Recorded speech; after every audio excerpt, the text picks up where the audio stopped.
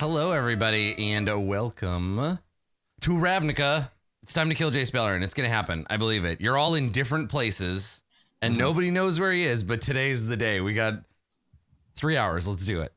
I think. I believe in you. I believe in you. You're strong like the mighty orangutan, and it's time. It's time to destroy Jace Beleren. It's been a while, though. I'm going to start with Tack. TK, what have you been doing? I've missed you so. It was nice seeing you. It was nice seeing you briefly in chat, jet lagged and delirious last episode. It's nice to have you back for real. I'm sorry about that time I elbow checked you in public in Seattle. It's completely fine. I escaped that encounter alive, so I feel like that's a win for me. You did better than most people would. Thank you. And that's really all we can ask. I will say this, meeting you in real life, and I think this is a pretty like normal thing for meeting somebody that you only know through the internet and who you've only really played role-playing games with. Because of the way that you play Tack, I like expected you to be way more threatening and much smaller in real life, but you're like normal person size and not at all a goblin, which was cool. Yeah, I'm considered short for, I'm considered average size for my area and then short for the West Coast, but I was pleased that there were plenty of people I could see eye to eye and look down upon because I'm terrible. You're like almost as tall as I am. How are you short? I mean, I'm short, so. Yeah, am I almost as tall as you, or are you almost as short as me? Right, fair. That's okay. I'll take that.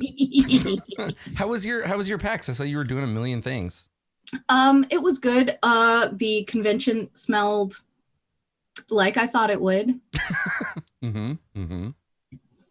Fair. I spent 2 days there, and by 2 days I mean like 1.5 hours spread between various locations. Right, there. Like at the actual. I ate. Lisa, bless her heart, made us an itinerary before we left. So we always knew like what time we could escape, which is lovely. I found that very delightful. I ate too much ice cream. I ate too much dim sum. And it was excellent. And then I spent 14 hours drifting between airports the next day. And that was super horrible. Oh boy. Yeah. The best part about the Chicago airport was being there from midnight to 4 a.m. Why didn't you tell us you were there? Why would you? I would have hung out. Like, depending on the time, I would have came. Why would you come to the airport at 4 a.m.? Hang out with you. Just to chill. That's ridiculous. Why? We're all like really close to there. Like we could take one train and be there. I have a car. The worst thing I've ever heard. And also I told you guys I was going to be there. Also, I did a late night AMA saying that I was there. Okay. Yeah, that's an invitation. I can't believe you guys don't stalk my social media trying to find me at airports. You know, it's my fault. I forgot to tweet that we were having a super secret Jace Beleren Must Die fan meetup from midnight to 4 a.m. at the Chicago airport. Well, next time I have a 5-hour layover in Chicago, I will better. Is Chicago's airport, is that the one that has the moving walkway with the sparkly light thing over top of it? Is that O'Hare?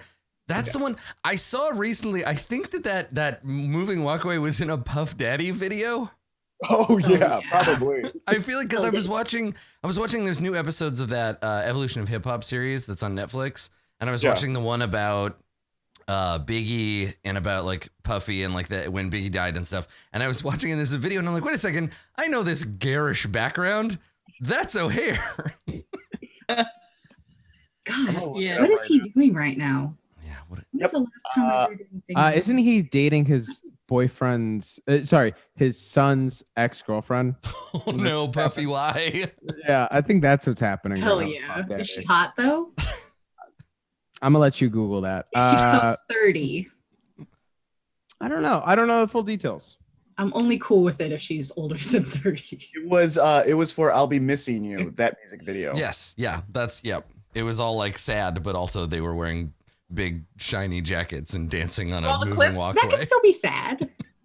Okay, fair. She's 22. Ooh. Oh, Puffy. Ooh, Sean, please. Cool. You have to take that to the altar, baby. I like that you just mommed him. He's not even here, and you're like, no, I'm gonna use his real Somebody name. has to. He didn't get any house training. Oh my god. Sean Puffy Like, it's Combs, you bad come in enough. here right now. Showing up at her like college graduation, and his son's there. He's like, "Oh, I'm not here for you."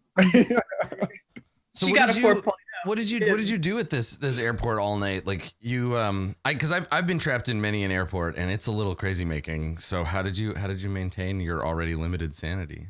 I did my cardio. Mm-hmm. Yeah, I just walked the entire length of the airport. It's Notice that they have little dots on the map for 24-hour restaurants, and no, like it's on the legend, but it's not on the map. I was like, good. an interesting addition. Was there anything open? Yeah, No. so that's weird. So they have like the color coded like dots on the map, and one of them said 24-hour restaurants, but there were none. No. Do you think they put it on there like aspirationally, like in case I don't somebody like opened maybe one? they had one in the past and then they just never took it off the legend. I don't know. There was some construction that was fun. I liked that. I liked standing and looking out the windows, and then people were like sleeping on couches behind me. So sometimes I'd just walk past them. Now that I'm gonna amend that sentence. Actually. Like I was just skulking I was like, around the airport, just being a walk creep. past them. Yeah. Sometimes I watched people while they walked around. It was a good people watching experience. T-shirt. Skulking is my Anyway, cardio. Let's move on to someone else. So you don't have to listen to me awkward explain why I was watching people sleep in the Chicago. That's what I was looking for. Thank you. Good. We're good. Fantastic. That's good stuff. Carlos. Oh, and I got a new tattoo. Oh, Yeah. what?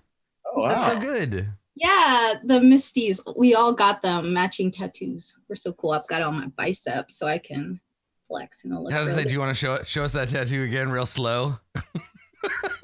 Yeah. Excellent. Well, I hate to make you the follow-up act, Carlos, but what have you been up to? Did you get all the Gen Con videos done? I know you were working on that for a while. Are they finished now, or are you still releasing them? I still got one more left. It's a little bit harder because they're doing like coding on the screen. Mm-hmm. Find a nice like way to balance that out. But I got ours up. Did you see I ours? saw it. Yep, I did. It's pretty good. I thought it was pretty funny. Yeah, I thought so too. Yeah, I got that done. Been watching a lot of Good Wife, guys. I'm on season 3 right now. I'm almost done with season 3, and it's laughable because there's like 20 something episodes in a season, and they're like hour-long episodes. Mhm. So I watched a lot of Good Wife, guys. There's so much to watch. There's Yeah. such good content.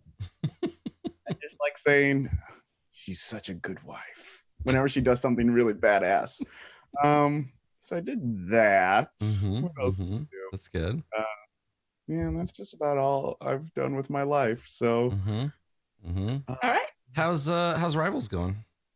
Rivals is good. We're about to start a 5th season. Yeah. We do something cool where we switch dungeon masters every season. So every 10 episodes, someone gets to tell their story and tell their Is Serena story. just starting, or did she just finish? She just finished. Just finish her arc. How did it go? Because she hasn't done a lot of DMing, right? No, she hasn't. She loved it. She thought it was great. It that's went good. like totally different place where we were time traveling at one point. I don't know. It was super weird. But now we're headed to Avernus. Cicero Holmes is now taking over, so he's super hyped about that. I think when he started, he had never played Dungeons and Dragons before. So seeing his evolution through, 40 episodes, and like now he's taken over, like to do his own thing, is pretty cool. Yeah, that's awesome. And you do the Dungeon Master switch every 10 episodes yet, or every like arc? Yeah, every 10 episodes, Cool. someone writes like a 10 episode arc or something, like something that they think that we can finish in that amount of time. And then we just try to play it and try to get it done or wrapped up by the end. Sometimes it doesn't happen, but That's cool though. And do you find that the GM like really changes the tenor of the show, or do you kind of have like an overarching kind of like brand for the way that everybody GMs? No, it's however anyone Oh, that's wants so to do cool. it. They're totally free to do it. We are all different people. We all have different voices, and we all want to hear those different voices. And it's really cool because like we all pick up different things from each other. And we're very like, I got your back, no judgment, no anything, So it's a really supportive place to like try stuff out and try things because obviously like we're in front of people too on top of Yeah. that. So like you don't want to be worrying about the people at the table and the people like watching you too. So being like having that support system is really important. So, what do y'all do for your? Do you guys write new characters each time? Does a character just like disappears for 10 episodes and then returns? Kinda, yeah. So people have done it different ways. Some have had them disappear. Some have like as played them as they go as like an NPC. Cool. Where they don't really like take a turn or anything. They just kind of like hang out in the background or, so the characters can still talk to them. Sure. But we keep playing the same characters. I've kind of done a little switch where like I took because my original character was supposed to be an NPC. I was supposed to have like a different role on the show. But I kind of switched and now I'm playing an NPC called Dirty D, who's really funny. Who's basically Winnegar. Lovely. Lovely. I just like doing that. The world needs more vinegar. Yeah.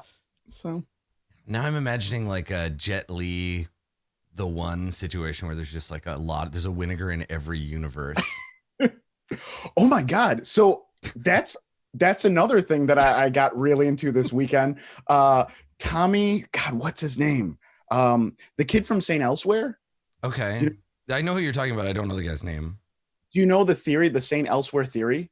I've heard of it, but I don't. Please. Guys, this is amazing. This is mind blowing. Okay. Someone told me about it at a bar when I was kind of half in the bag. So it might not be mind blowing, but I remember it being mind blowing. So basically, there was this show called St. Elsewhere in the 80s. It ran for like 7 or 8 seasons. And when it ended, it like pissed off all the viewers because it ended with this is the snow globe thing. Okay. Yeah. All right. He was looking at the snow globe, and it turns out the entire show was in this kid's mind the entire time. Right. So people were really pissed off about it. But some guy was like, well, wait, the doctors from St. Elsewhere also showed up on Homicide on the Street. Oh my God. Yes. No. So this is the same as that Homicide Life on the Street is the nexus of like a whole bunch of other super weird shit. Keep going. I'll add my bit. The crossroads of like 90% of TV shows Yeah. are Homicide on the Street and St. Elsewhere. Yeah. Where like the internet has gone through and found all the people. Like Homicide on the Street also had an episode on like Mad About You or something like. So the detective from Homicide Life on the Street has been in both the X-Files and The Wire, which means the X-Files, The Wire, St. Elsewhere, and Homicide Life on the Street, they're all in the same universe. All inside the same universe as the kid. So then also like the doctors showed up on Mad About You. So then Mad About You, Friends, The Single Guy, and then also there's references to like companies in these shows, and those companies have showed up in Star Trek, Buffy the Vampire Slayer. Like every 90% of TV shows are all inside some kid's head, and that blew me away. I love that shit so much. It's pretty impressive. That's so good. That's so funny that you brought that up because I was just talking on stream the other day about the Homicide Life on the Street guy and how he's in a bunch of stuff. I didn't realize it was that far reaching. That's so weird. Someone like charted it, like put all the connections and the charts and all the different like crossover stuff. And it really is, the nexus is Homicide Life on the Street and St. Elsewhere has the most connections to the most TV shows. Weird. Mind-blowing. So weird. Yeah. I love that stuff. Well, we're seeing that kind of thing in like a lot of the like streamed Dungeons and Dragons games, right? Where there's like characters from one campaign will show up in another, which means they're set in the same version of the Forgotten Realms, and then like then they all kind of blend into one another. I don't know. How do we get in on that? Well, you'll have to leave Ravnica first. Oh no. And only dirty planeswalkers leave Ravnica. Everybody else stays here where it's good.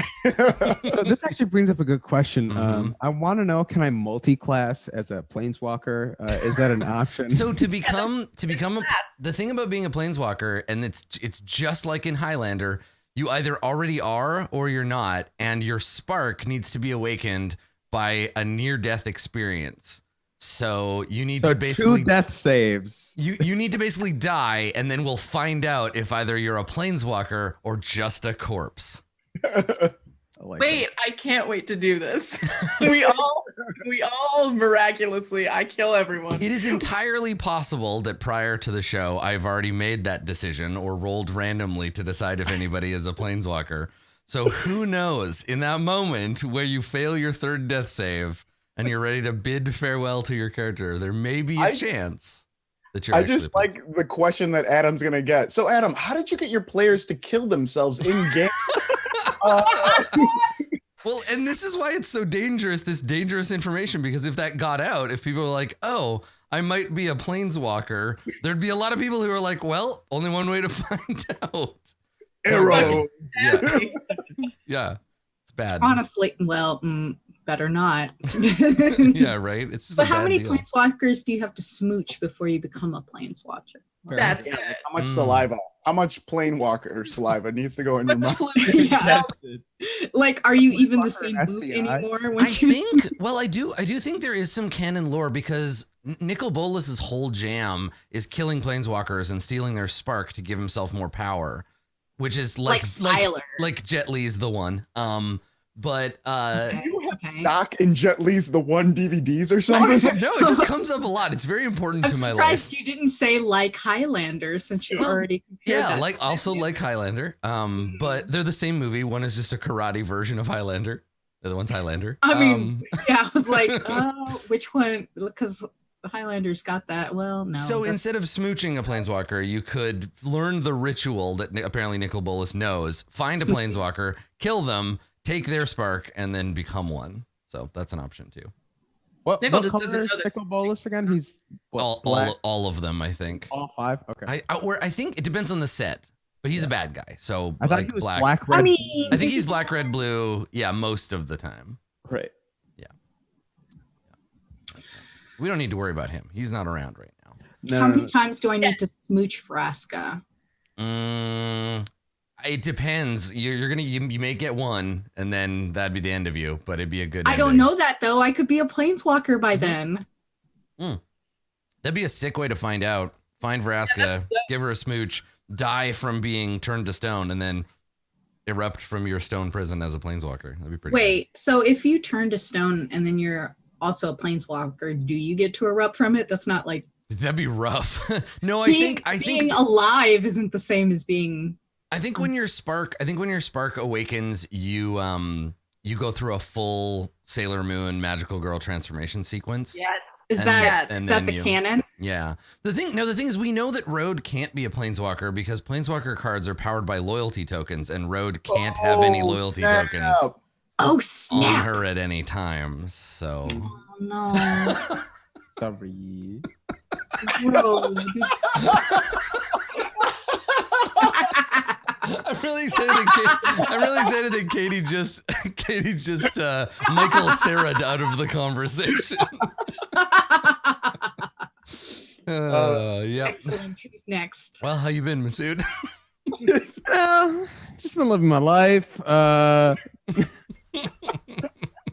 longer she's gone, the funnier it is. 158. She walks back in. Mhm. Oh my gosh, I'm so excited. No, I'll do my spiel. Why not? No, I've been good. Been running around a lot. I just opened a show this past weekend. Big Little Eyes went really well at Stir Friday Night, Chicago's oldest all Asian comedy troupe. Dane Nipudi, Steve Yoon are some of our alumni. This is all the boilerplate.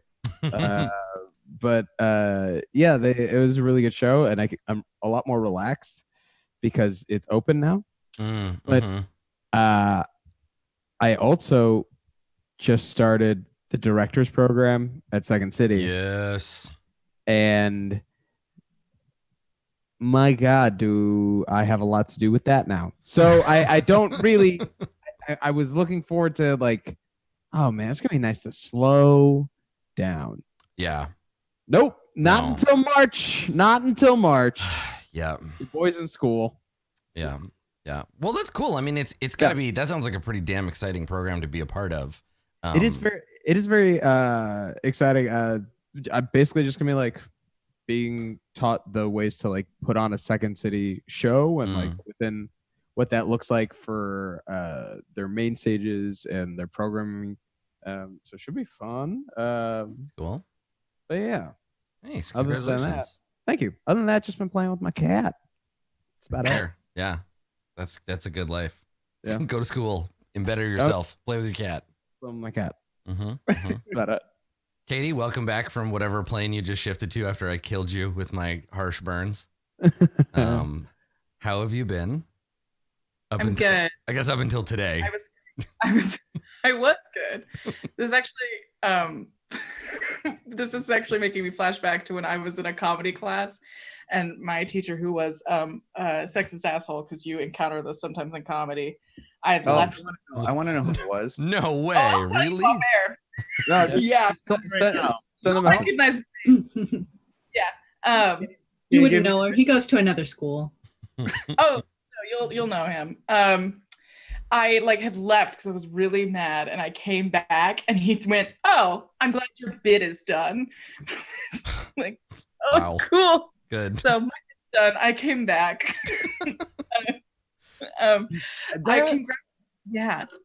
Congrats on the directing program. That's genuinely so exciting. Thank That is you. really cool. Very Yeah. fun. Does he say the word dinkle a lot? No, the very first day of class, he was like, "Hi, my name is name redacted, and I don't like bits, so don't do them." And we were like, Oh, that's a really good way to turn anybody's like actual feelings into a joke, right? Because he can just be like, "I don't like bits. You're doing one." You're like, "I'm actually having like a thing, and I'd like to talk about it." Like, no, this is a bit. Get out of here. Wow, this guy sounds great. Yeah. Also, I'm taking a comedy class just because I want to have fun on a Tuesday night, and I'm okay with that not being my career. So, I'm just gonna have fun because I'm paying you. Yeah. Not that much, actually. Right?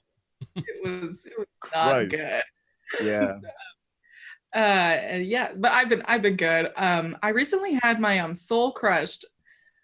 Yeah, When that I was found like out I 45 could play seconds ago, maybe, I think. Yeah. Maybe a Damn, minute. son. Yeah, it's so sad.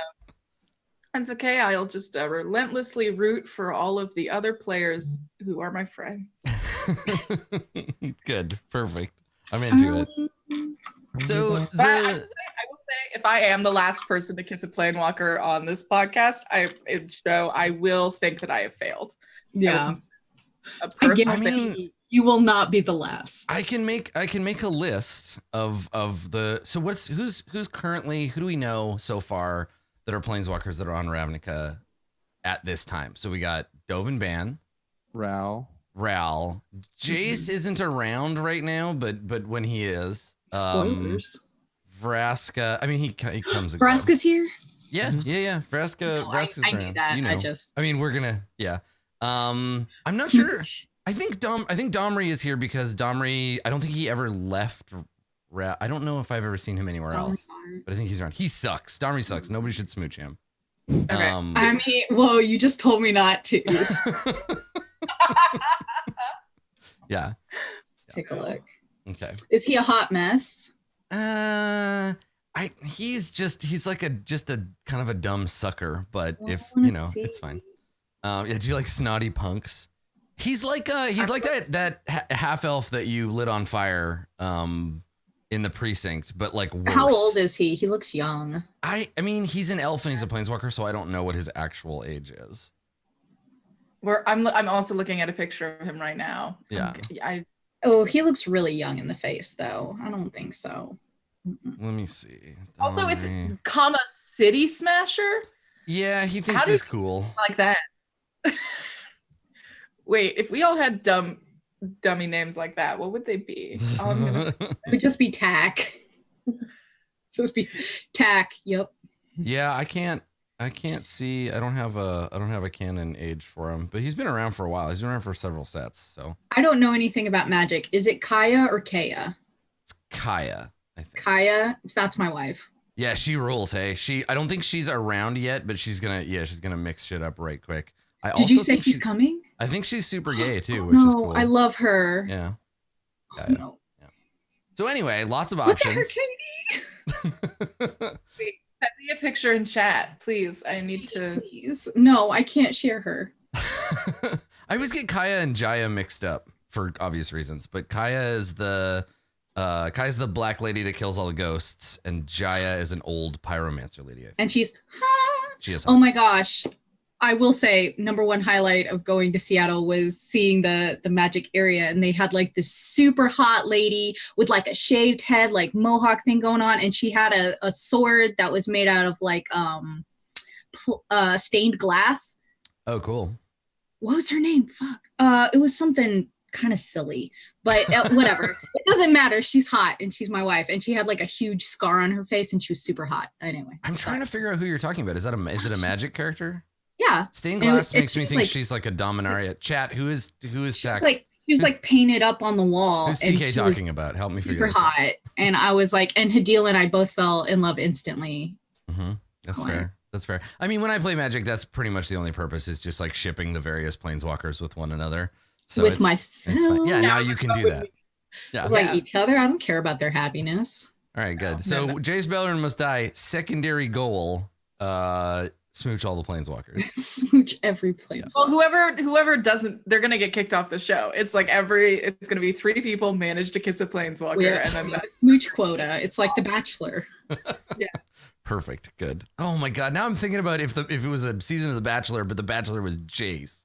Oh Ew, man! Don't ruin it. Why would you bring that up? I put it in Slack, Katie. Thank you. Thank you. Yeah. Smoochability is the most important thing about a planeswalker. Unfortunately, so many of them are just totally unsmoochable. So the group is pretty spread out right now. I want to start. We'll do what we did last time with Vinegar, but let's start by getting caught up with Tack. So we're gonna see kind of what you've been up to. And we'll check it out. So the last time we saw Tack, you had gone to see your mom. And your mom was like, honey, I'm just about to go to a really important meeting. You can stay here if you want. Gotta go. Right? And then she left. And of course, you followed her, right? Of course. Hell yeah, you did. Okay. She's going to a murder meeting. I gotta go. Yeah. Okay. So I think probably at some point we'll need to get you to roll stealth to like hide from to hide from notice. But following your mom through the Undercity, like she's focused. Whether she notices that you're following her or not, you can't tell. But you follow her through the kind of upper layer of the Undercity where she lives, and into a tunnel, and she begins descending down deeper into the city. And at first, it's pretty standard Golgari ruins, right? It's the ancient layers of Ravnica built one on top of another. And then eventually you kind of exhaust those, and you begin entering what is clear to Tack as crawl territory, right? So you start to see in the periphery of your vision the flickering of insect wings. You follow your mom past some of their weird, like I think that they build on the kind of cave structure down here, but I think that they build kind of like those wasps, like paper wasps or whatever, where they like repurpose material and then spit up this kind of paste and they make hives out of it. And so once you get to this part, it occurs to you that the various like factions within the Golgari, they exist in kind of a tenuous relationship with one another, and getting caught down here in a crawl like hive might be bad for you. So you watch your mom kind of walk, and she's just walking out in the open. She's not skulking through this area. And you watch her walk up to a couple of Krull that are basically guarding an intersection, and she's having a conversation with them. It's too far away for you to hear, and they're speaking quietly. What do we see you doing? Are you nervous at all? Are you like confident down here? What do you want to do? Because if you get caught, The last time I was in Krull territory, they threatened to straight up eat me. yes, that is, yeah, you are a snack. So. I don't want them anywhere near my bottom.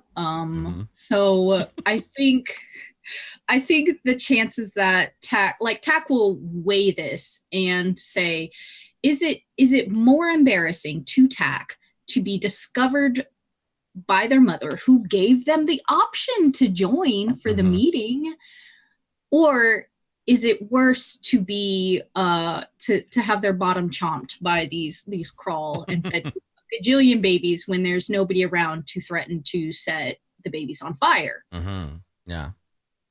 And I think, as embarrassing as it is, Tack would like call out to their mom and be like, your legs are too, something like, Mom, where'd you go?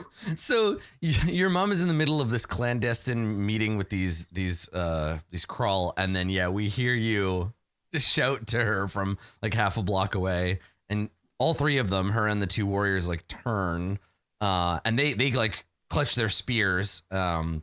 She puts a hand up, to like be like, calm down. She doesn't. To her credit, she doesn't roll her eyes. She doesn't make a face. She just very just puts her hand up, and they listen, right? They lower their spears, and they buzz and click at each other, and she starts walking towards you. And as soon as they're a little further away, you do see like a look of concern on her face, and she walks up, and she even before she gets there, she looks down and she says, "Did you follow me?" I mean, you said I could. I did, but I wanted you to come with me so I could keep you safe. I'm with you now. Yes, you are. So you got what you wanted. You're impossible. Come on. I know. And she turns. She's like, "Let's go. Come on." And so the two of you come back. She finishes the conversation that she was having with the Krull, basically by giving them a command, by basically like being like, I don't know, you don't speak their language, do you? I do speak Krull. Oh, do you? Okay, so she says something to them, and I imagine Krull would be hard to speak but easy to understand. It's kind of like Han Solo with Wookiee, right? Like he can understand it, but he speaks basic to Chewie because it's very hard to form the words with your mouth. So I think she makes. She says she would address them then in common, and she basically tells them like, "Fine, we're going through. This is my child. They're with me." And one of the Krull looks at you like, "I don't recognize you," and that makes me angry. But they obey. They back off. That's actually good news for Tack. Yeah. Because it means that they're not about to get heckin' eaten. But Tack only has 1 hit point, so trying to sneak past these would have been a very poor idea. Right. Yeah. Getting yourself in trouble now would be a bad call. Good. Okay. So she, so as you're walking, so you're heading further into the hive, she says to you, I'm glad you recognize the danger that you're in. You could have just come with me. You know that, right? Tack will look at her and say, character growth comes at a very steady pace, Mom, and I'm still learning so much about myself. And also, there is no food in the house. She laughs at that. I haven't been home a lot, and you seem to be coming and going seemingly at random these days. I want to have a conversation about what's going on with you, but now's not the time, honey. Are you going to kill some people today? Because kind of came for that, hoping that's no? Okay. She shakes her head. She says, this is really more of a talking about who we're going to be killing situation. Can I come? Or do I have to like sit outside again? She gestures and she says, you can, but you have to be quiet. This is a listening meeting, not a talking meeting. Not for us. So you're not going to be doing any talking either? She makes a concerned face, like you've hit on something that she isn't sharing, or that like you see her like think about something. There's an emotion there. I will remember that. Yeah. Do you want to make an insight check to see how much of it you I would like to fail at another insight check. Yeah. I think I got a -1 last time. So. That is history. That's not helpful. No. History insight. That's worse. Worse. Okay, you got a 9. Neat. So yeah, you don't know. Your mom has a feeling. You can't I really don't place know. it. Like she's got a weird face structure. Your mom is a Devkaran, right? So let me take a look at something. I'm wondering if she would be wearing a mood mark or not. Ooh. Because that's a Devkaran thing, a Golgari thing, I think. Let me see. Yeah, it's something that they wear. I think probably not. And that's interesting because sometimes your mom, like literally like the Devkaran wear their emotions on their face. They wear like Right. makeup that indicates to people who understand it, like what their prevailing like feeling is, or like what kind of phase they're in. And then it shifts, right? It's like, it's magic. It's a mark, but she's not wearing hers right now. I suspect that would be, so she does wear them though, right? Yeah, I think probably you could probably surmise that she's not wearing it because she's going to be around people who won't understand it anyway. Like there'd be no point in wearing your mood mark around a bunch of crawl because they wouldn't recognize it. Okay. I think that because Tak's insight was so low, Tak will interpret this as she doesn't want them to know what she's feeling. Mm-hmm. Whether right or wrong. I think that's how Tak would interpret it, though. That makes sense. Tak won't double down on the question, would just be like, that's okay, we can sit together. Yeah, and she nods. The assassin's kids table. Yeah. And she says, there's someone very important who's been making some changes in the guild. She's ambitious and she has enemies. Okay. We have to be very careful. Some of her enemies could become our enemies. But they're not our enemies now. She shakes her head. No. Some of them think that they're our friends. I want to go and see what this woman has to say. We've been invited, which means she trusts me enough. And if you're with me, you should be safe. But please, don't steal anything from anyone or cause any trouble. I know it's going to be hard for you, but you need to be quiet and not leave my side.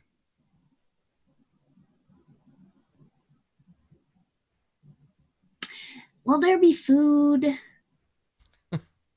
She chuckles a little despite herself and shakes her head. Tak kind of sobers up for a second.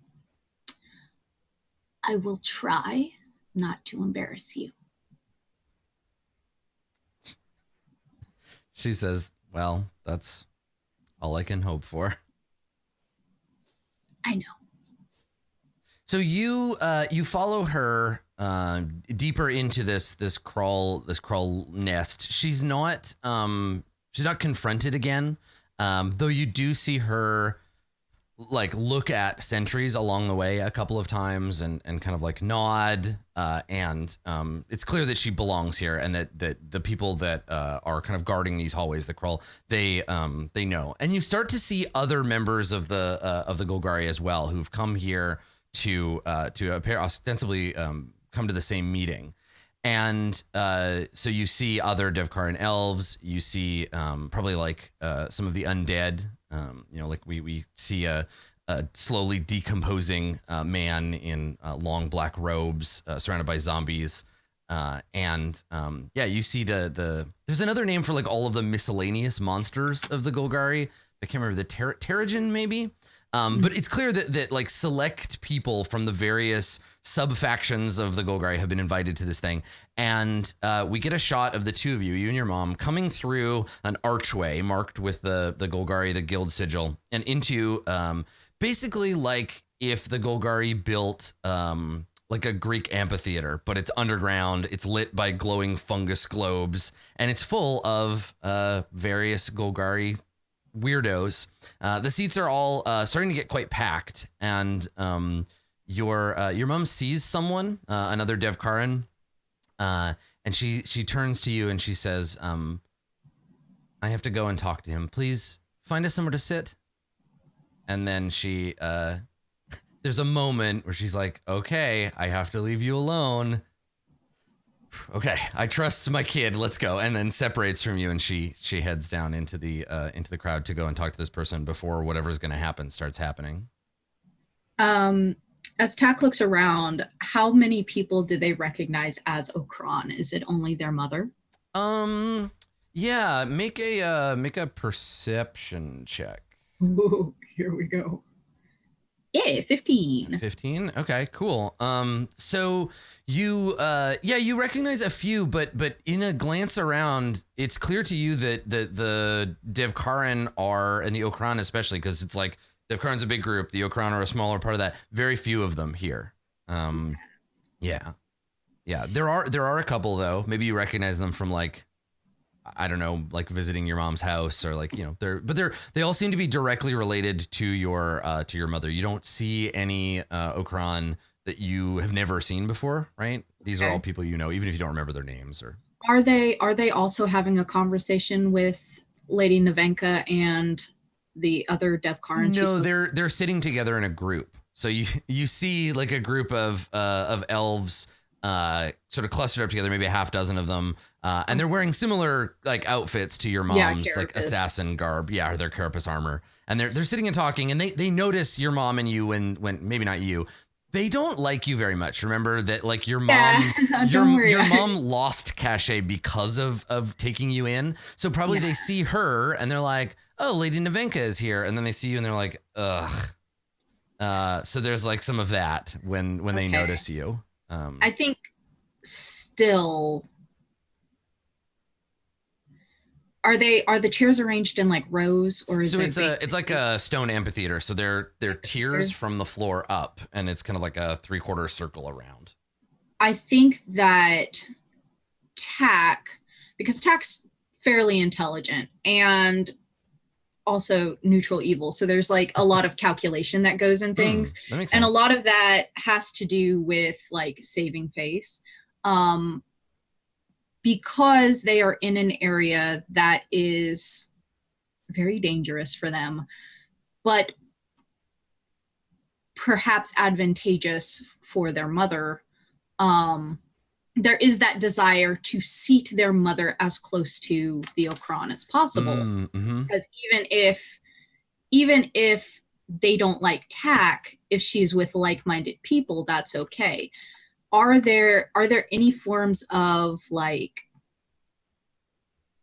anybody that might be sympathetic to them and maybe also considered to be more like nobility or something like that? Like, can they see who is giving this talk? No, you don't see the person. She's clearly like off stage waiting for everybody to show up so she can make her big entrance. Is there any propaganda?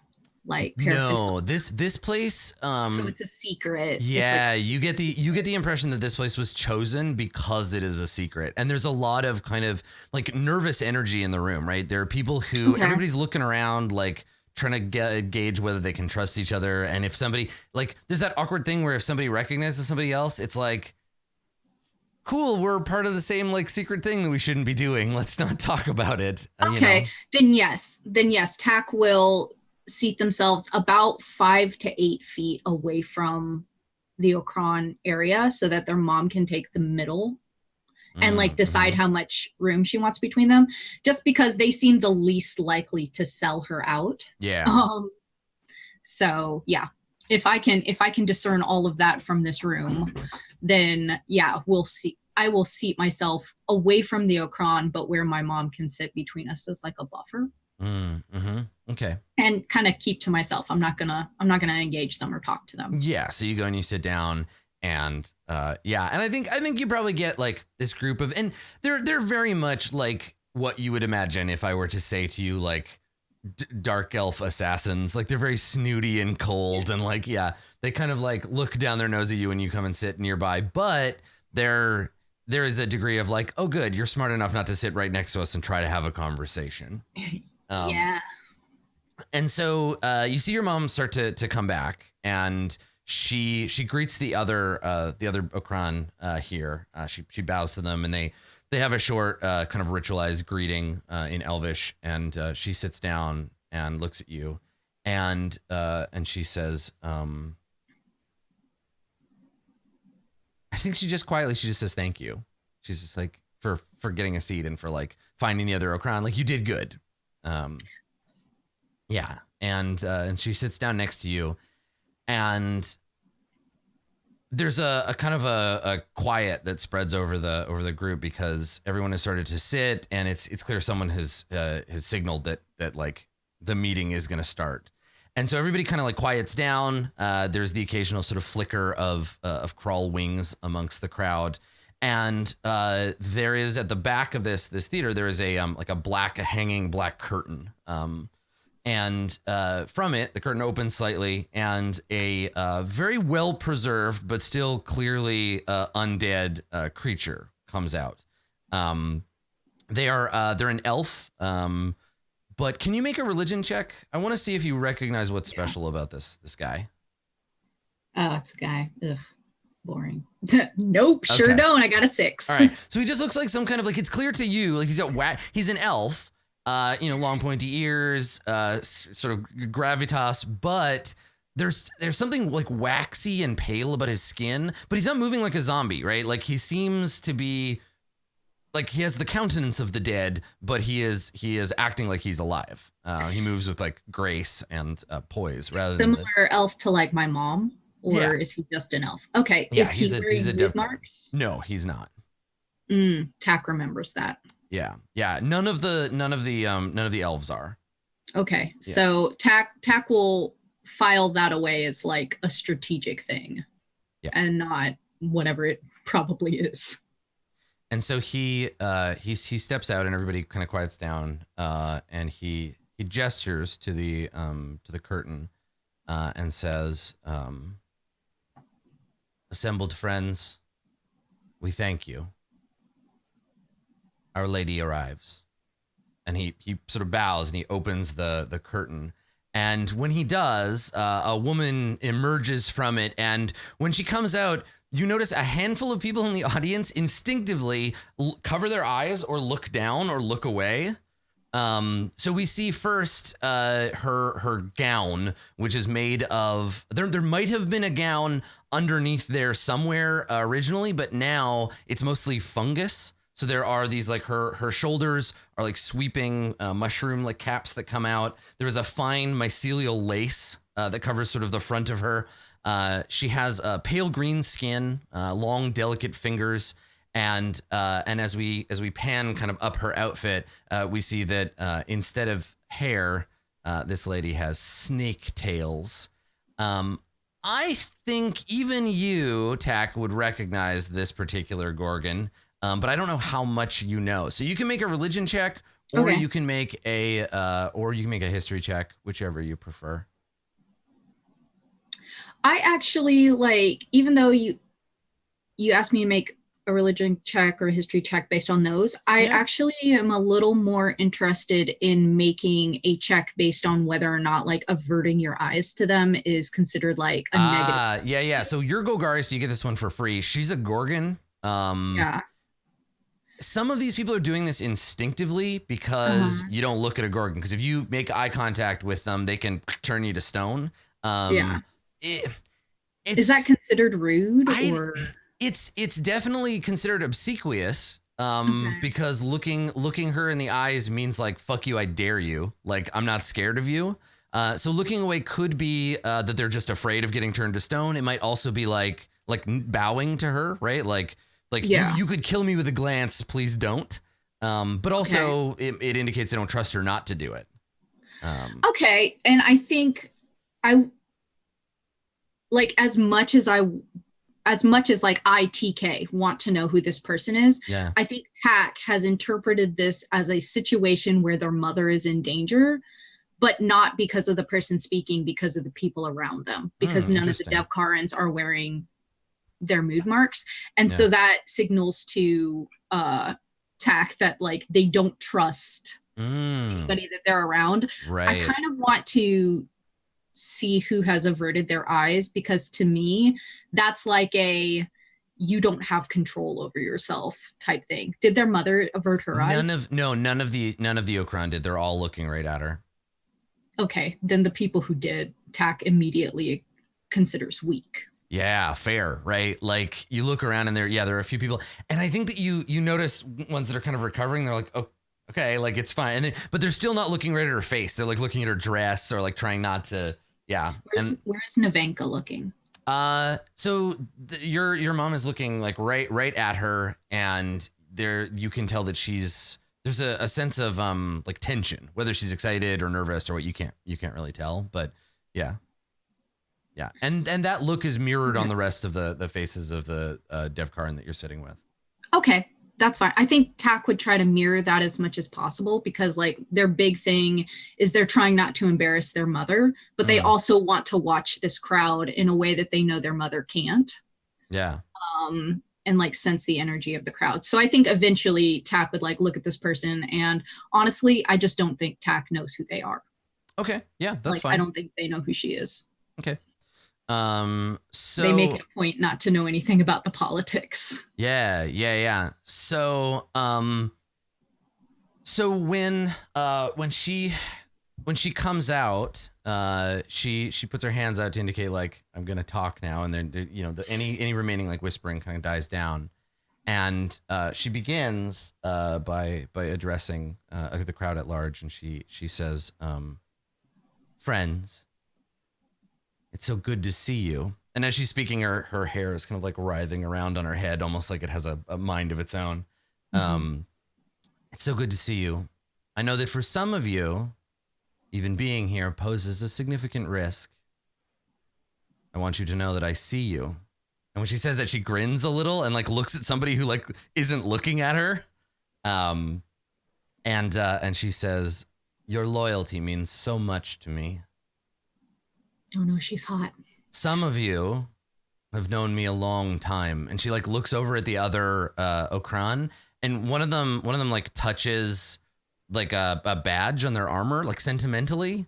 Those are new friends. And she looks over another group, and there's some like nervous shuffling. But you're all here because you believe that something about the swarm needs to change. The swarm moves in many directions at once, crawling through the Undercity. The factions, all with their own goals. But we as a guild must look inward if we're to survive. You were with me when I struck against the Azorius, and there's more like nodding, like we remember that. Yeah, that was rough. I ask you to join me again. Our leader, Gerard, is done.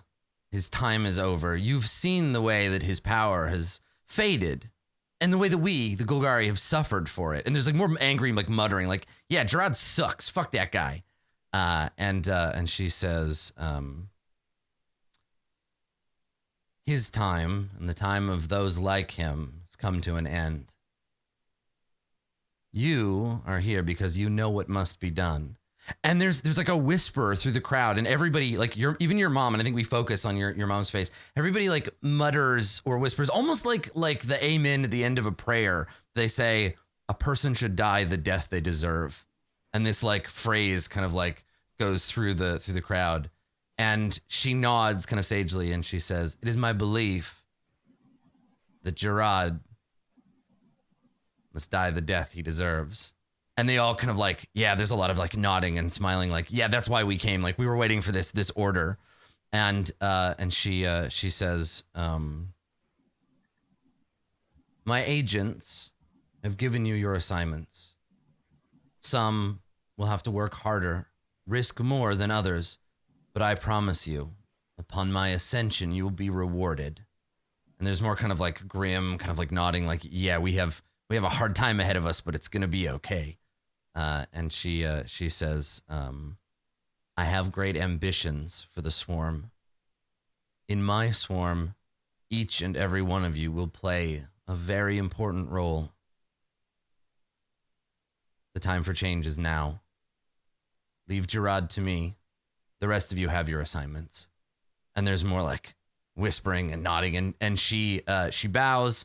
And she leaves. Her assistant like opens the curtain, and she turns, and with a slither of her fungal dress, she goes back behind the curtain, and there's a sense in the crowd that everybody is like this isn't the like show up and get your job thing. This was the like, all right, everybody, we're doing this thing. Come and meet with your team. And your mom turns to you to see how you're reacting, like to see what you do. So what do we see? Tak has never been a person who has had any loyalty to the Golgari. And I think that is one of the big things that sets Tak apart, is that the Golgari are a unified guild for the most part. You are part of the hive, you're part of the swarm. And Tak has never had that, and has even alluded to their mother several times, their own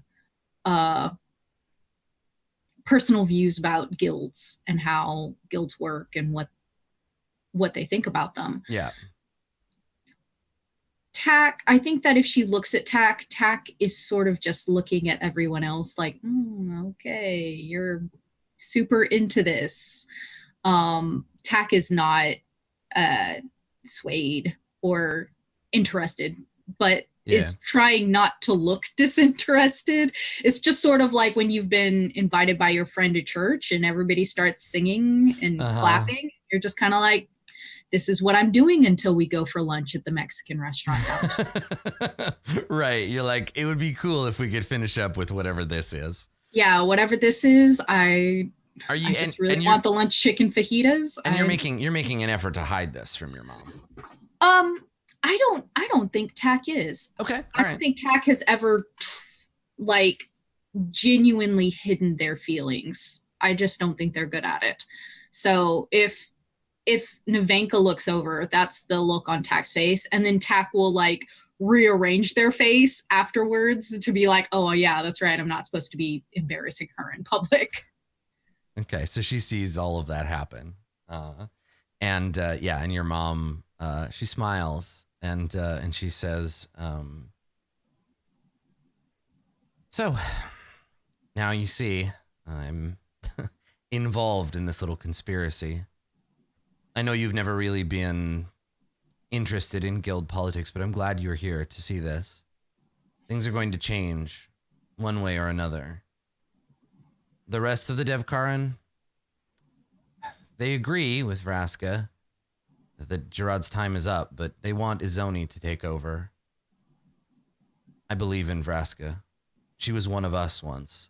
And when she says that, she does the same, like touches the like sigil on her armor. I believe that she will do good things for the Okran and for all of the Golgari, but it's going to be a dangerous time for a little while.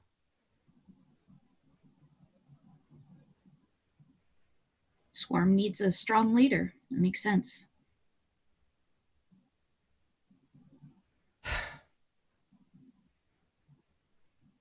I didn't invite you here because I want you to be a part of this. I just wanted to show you. I wanted you to be able to make this decision yourself, how involved you want to be. And if that's not at all, I'll understand. I know you've been busy with your surface friends, and you can go back to that. Whatever it is you're doing, And she kind of smiles and like ruffles your hair a little, and she says, despite how much I worry over you, I know you can take care of yourself. I just wanted you to know what I'm going to be doing. And I know we've talked about this before, but if someday you come home and you find I'm not there, I wanted you to know what I died doing.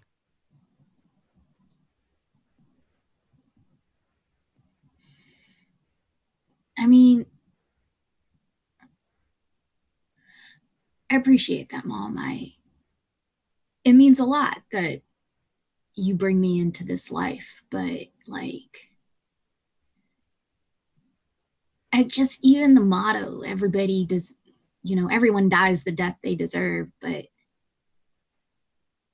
Mom, you don't deserve to die, so. And she kind of there's like a little sad smile, and she says,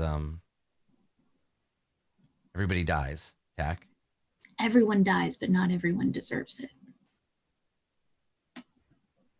And she makes a little face like, "Aw, you're such a little softy." Like I that's know. you know, like that's such a like a little soft thing to say. Like, and it in a way, you're the only one in the room that thinks or feels that way, right? Like Yeah. these are it's a subset of an already very death heavy culture. Right. And it proves to her both the like you're outside of this, and that's part of what she loves about you, right? That she's like, yeah, you're a Golgari, but you're kind of doing it for me, and like you're different, and I've always loved you for that, right? Yeah. I think yeah. Tak will sort of like they don't do public displays of affection. First of all, because Tak isn't good at affection, and Nevenka doesn't show affection. Yeah. But Tak will like inch their hand across the seating bench and like set the tip of their pinky against the tip of Nevenka's pinky. Yeah. Be like, Mom, you know I don't believe in guilds. And you know that I think we'd be better off without them. And someday we're not going to have them anymore.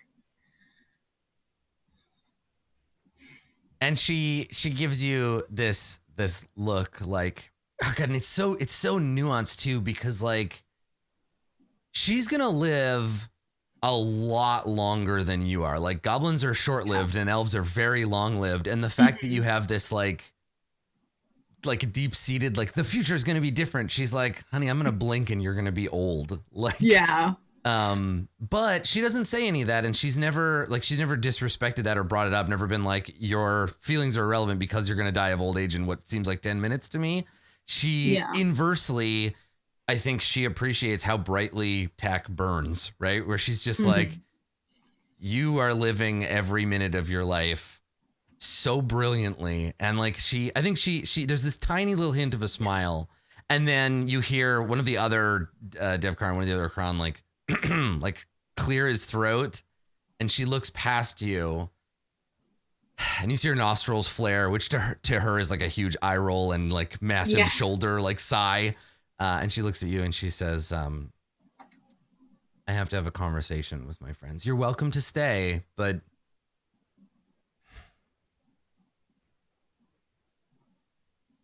you might want to go. Okay. Yeah, we'll talk about it at home. And so she stands up to go and walk over to the others. Do you leave? I think that Tak would stealthily follow whatever like noble road there is that like the higher born people take out to avoid going through the crawl stuff on their own. Yeah. So you just want to wait around until the meeting starts to dissipate and then follow some people out so that if there's trouble, then hopefully they'll be nearby. Yeah. Okay, cool. Yeah. All right.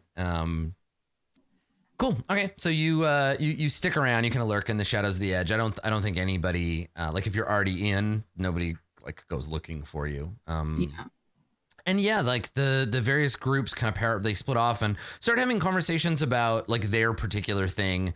The meeting, now that you get a better chance to look around, the meeting seems like it's mostly made up of what you thought were like humans, but are now you're realizing are more of these kind of like undead elves. So there's a bunch more of them, but they're in various, not all of them are as well preserved as the dude at the front. Some of them look more like liches at this point. And they all have like either masks or like hoods to kind of cover that. And then a lot of Krull in the meeting as well, a lot of mixing between those two groups. And then a few kind of the miscellaneous Terrigen. So you see like a couple of Gorgons and that little group of the Okran. And there's these little meetings. And then they all start to split up to like go off and start doing things in the name of their new would-be leader. Now, the Golgari have shifted leaders a bunch of times. Like every guild goes through this, except the Izzet. I think Niv Mizzet has just been in charge since like whatever 100,000 years ago or whenever the fuck the guild was founded. Because he's a dragon and he lives forever, so you know. But the Golgari, they shift, right? They churn through leaders every once in a while. This has happened before, though maybe not in your lifetime, Tak, but you've heard stories. And so it looks like Vraska thinks it's time for a change. But let's have you, because you're in a great position to eavesdrop while you hang out. So I would love to. yeah, why don't we roll a perception check? I'll give you some little tidbits, and then we can go. Let's hope this is better than my last roll. 21. Okay, nice. 21 is a very good roll. So I'll give you a couple of little bits and pieces, and you can ask me some questions if you want. So it seems like for the most part, each little group is talking about what their role is in this upcoming coup. It seems to you like the plan is Vraska is going to personally confront and kill Gerard. I think Gerard von Savo is the name of the dude. He's a lich. He's an elven lich, and she's gonna go and confront him and murder him herself. Some of the others have to go and like either distract or contain or talk to the other elves, the Devkarin, because they're like what your mom said, like they want to put Izoni in charge. And so some of these elves have to go and like basically tell them like that's not going to happen. Vraska's going to be the boss. You need to get in line. There are a few people who are talking about going out and they have to knock off like lesser members of Gerard's kind of like council. And that seems to be kind of what the planning is about. And then there's also a bunch of gossip about Vraska, right? Like they're talking about like where she came from and who she is. You do pick up that she used to be a member of the Okran. And that she has a deep personal hatred of the Azorius, and that she was known in the Okran for like taking on, basically like pro bono any case that, or any job that would like off an important member of the Azorius Senate. She fucking hates their guts. And so she was like a young upcoming assassin, and then she just vanished for a while. And now apparently she's back, and everybody is like excited that she's gonna do this thing, but nobody knows where she was. Yeah, I mean, is there anything else you're like listening for in particular? TAC has done a lot of crime, so they know that, first of all, Golgari Swarm is a large place. Yeah. All of the conspirators fit inside this room. Well, that's what it seems like. Yeah. That it seems like is what I'm saying is like, who's the rest of the people? Like they're listening for like a name for like, or like a description of an agent who gave them like their thing. Like surely there's somebody here who is loose-lipped enough to be like, yeah, I got my orders in the back of the line at the Starbucks or something. Like I'm looking for she's already mentioned she has agents, so she must have a larger agent network. I want information on them. Like anything that somebody let slip based on like agent networks and stuff, as well as like, yeah, she's anti-Azorius, but I also want to like, I don't know who's like, where'd she go? Why'd she come back now? Why does she care about the Golgari but she left? Like I want to see if any of that ties into this Jace Beleren conspiracy as well. Okay. I don't think unless you put yourself in a position to like bring it up, I don't think anybody mentions more of that. But you do get the impression that there is an almost like a mythical quality to Vraska, in the sense that like her going away, like she was a super cool badass assassin, and then she disappeared, and now she came back and like just built this network of allies, and this has all happened quite quickly, and it kind of gives her this like mythical quality of like, where was she? And like she came back, she's different now. Have you noticed? Yeah. And then if I can't listen in on anything, I would like to observe visually and see if anybody has like those telltale, like the blue eyes from like, see if anybody's got some stuff going on like that. Yeah. There's no evidence that you can see, no like eye tattoos, surreptitiously hidden under a sleeve, or any blue glow anywhere. Nobody's carrying around like a Jace Beleren body pillow. Yeah, somebody's got like a little Jace Beleren backpack and a little pin. I heart Jace. No, you don't see any of that. Okay. Yeah, this is very much and the impression you get, this is very much an internal Golgari matter. Okay. Yeah, that's fine. TK kind of figured that out, but like but it's nice to have it confirmed. Yeah, Tack would want to confirm that. Okay, then I think that Tack would. Boop-a-doop-a-doop. Yeah, and chat makes a good point. You get the impression, this is useful information. You get the impression that the reason people are interested in following Vraska is that she is speaking for the like lesser parts of the Golgari. Normally, like she's made allies with the Krull, which normally are like the bottom of the hierarchy. They're like they're treated as like barely humans sometimes because some of them are. But she's clearly made them her allies. And the swarm has been led by kind of the snooty aspects of the Devkarn for a long time. So it seems like that's her angle. Okay, so it's like a classism. Yeah, right. Where it's like, We're listen, seeing like the lens of classism here. yeah, the swarm. Well, her jam is that everyone in the swarm is equal, right? That we are of one mind. That's how the swarm works, and it can't work this way with Gerard and his like upper class aspect. That he has to go. Okay. Yeah. Cool. All right. So you stick around for that, Mm-hmm.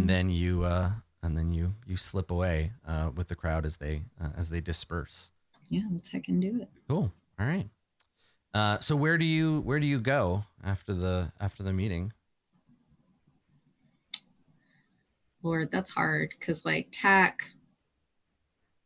I know Tack agreed to return home, but I don't think Tack does. I think Tack does stay in the Undercity at least long enough to take a nap. But I don't think Tack returns back to the house or back to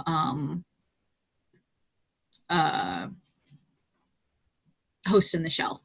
Mostly because like the Gruul are still looking for me, or the Gruul are still looking for me. So maybe take a nap on top of like a dilapidated roof or something. Okay. Yeah. So you just find somewhere relatively safe to like hang out. Mm-hmm. Okay. Cool. All right. So that's not too hard, I don't think. Yeah, the Gruul. The great thing about the Gruul is that like it's been, I don't know, more than 10 minutes. So probably they found something else to smash and light on fire. Yeah. Their attention span is very, very limited. So I'm pretty sure Tack's parents were Gruul because this is sounding more and more. yeah, they're pretty much just like destroy whatever is nearby, and they have a really hard time coming up with plans, which is why I think the Gruul as a clan, as a guild, get manipulated so often, because all it I takes. didn't ask to be dragged like this today, okay? All it takes is somebody with a better vision and a little bit of discipline to be like, listen, losers, this is what we're doing. Go and destroy that thing. Get over there. But on their own, they're basically just like rampaging hooligans. Yeah. I don't deserve this. So while all that's going on, I think I want to catch up with Torgor and Road first, and then we'll figure out what happened with Winnegar. So Torgor and Road, remind me and our audience, where did we see you last? What were the two of you up to when last we saw you? Torgor was making paella. What were you making in the kitchen? I was making a paella for us and our friend. And then did you kill him while I was off screen? Knocked him back out. You knocked That's him back right. out. It's That's the what two of happened. you and your new Belerian friend. Yeah. Yes. Yeah. And He- then while he was asleep. Oh, that's right. And then Charm Person wore off. Uh-huh. And there's this scream from the kitchen. Okay, The so paella, it's ruined. let's cut back to that. So describe for me the scene in the kitchen, Masood, when Torgor realizes that he has been magically manipulated. Road, you don't have any saffron in your spice cabinet? I know it's an expense, but like it's practically barren in here, if I'm honest. And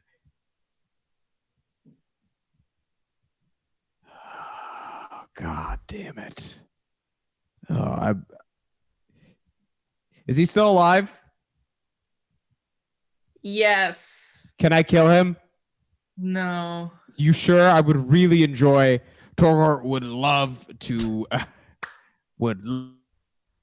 Right now, coming back, like very upset. Like don't worry, I turned the paella off. It's fine. It's good to eat. But So when you come back into the room, have you exchanged your cooking implements for weapons, or are you just like holding whatever it is you use to make paella? I guess there's a lot of tools involved. right, it's all set up. It's plated. It's just it's ready for consumption. But Torgor now enters back, takes the apron off that he's wearing. Yes, you already knew. And then pulls out his rapier, and like just like gets it real, like is just standing in front of the individual in the chair, the Belerian. Torgor, stop. Hold on. One moment. I promise that we're going to give him a fate much worse than death at this point. Can I have a finger? Yeah, go for it. And I chop off a finger. I take his pinky at first. His Okay. left pinky. Yeah. He wakes up when you chop off his finger. He like wakes up and starts screaming. He's tied to a chair, right? Yeah. Horrifying. Okay, so yeah, he's got blood coming out of his hand. He's like screaming. Right. He's like pulling on the chair. I think the chair probably falls over. Oh, sorry, friend. So sorry, my friend. I was making paella and I realized I needed a little ingredient. And then I go back to the kitchen and I grill his finger. I just leave the room and I grill the finger and then I put it over my own plate of food and I eat it in front of him. So Torgor walks in the other room, throws this severed finger into a pan and just starts fucking sauteing it. Uh-huh. Okay, so in the other room, Road, this guy is lying on the floor screaming. It's interesting because I think we do this thing where we think that Torgor is this like, you know, soft, gentle minotaur, which sometimes he is, but it's easy to forget that Torgor's a Rakdos, and eating people's fingers, that's pretty normal Rakdos business. So yeah, Rakdos Torgor comes out, the juggalo within, and so you go in the other room and just start casually fucking sauteing this guy's hand sausage. Road, do you want any? There's plenty to share. I could probably split, or I could get another one. Do you want a topping for yours? Nope. Really, I throw that pan away when you're done. I mean, no. I think we could get a lot more use out of a lot of fingers if our buddy doesn't start talking soon. Yeah, so That's he's just laying on the ground screaming. I say stop screaming, or I'll let him take another finger. Okay. Make an intimidation check, I guess. Can I get advantage because his Wait, fingers. You 100% have advantage. Yes. Am I intimidating or is Road intimidating? That's the Either question. one of you can make this roll. This is definitely a team effort. Okay. I have a 0. So I have a 4 to it. So. Oh, honey, please do it. Okay. Let's see. All right. 18. And 18 is pretty good. That's enough. He's trying to stop like screaming in pain and fear. And so I think you like Road, you're the one doing the talking, but Torgor is the one that took off his finger. And so you come over and you like crouch down because he's lying on his side screaming. And he like tries to like hold back the screams as you look at him, and he's got like snot dripping out of his nose and like he's just like trembling and shaking and he's all sweaty. And he just looks at you. Oh, this is so mean. I'm actually going to take out my ointment and I'm going to spend one of it and I'm just going to like just heal him. Very gently heal him. Good cop. Like it. Yeah. This is nice. Do you just leave him on the floor or do you like pick him up and then do it? No, I pick him back up and Okay. I'm like, I say, I'm so sorry.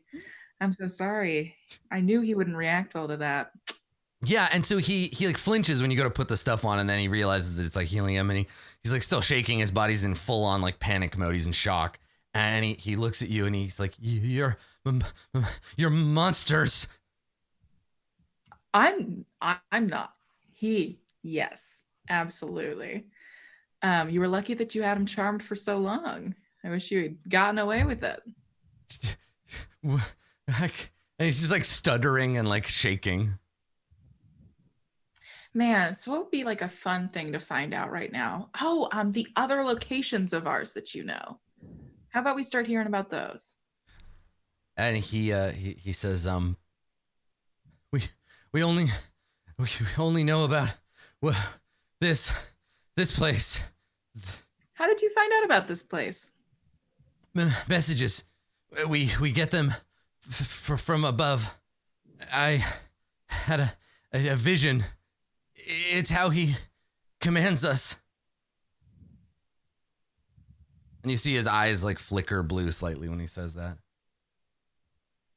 Like him being like the big guy? And he nods. You sure, honey? And he again more nodding. Okay. Well, all right. Well, I'm gonna tell Torgor no more fingers. I promise. But you can just sit and hang out, and I'm gonna go talk with Torgor and figure out what to do with you, okay? He just like sputters a little bit. I pat him on the head. Okay. And I go into the kitchen. Okay. Roar is silently cooking, just like so mad and just like stirring this finger over and over again with spices. Okay, so yeah, Road, you walk in and you see Torgor attending to this macabre breakfast sausage. What do you do? Road doesn't even know what to do with that. I think she wishes that she was cool like Tack or could be a bro like Winnegar at this point. Because right now she's just like,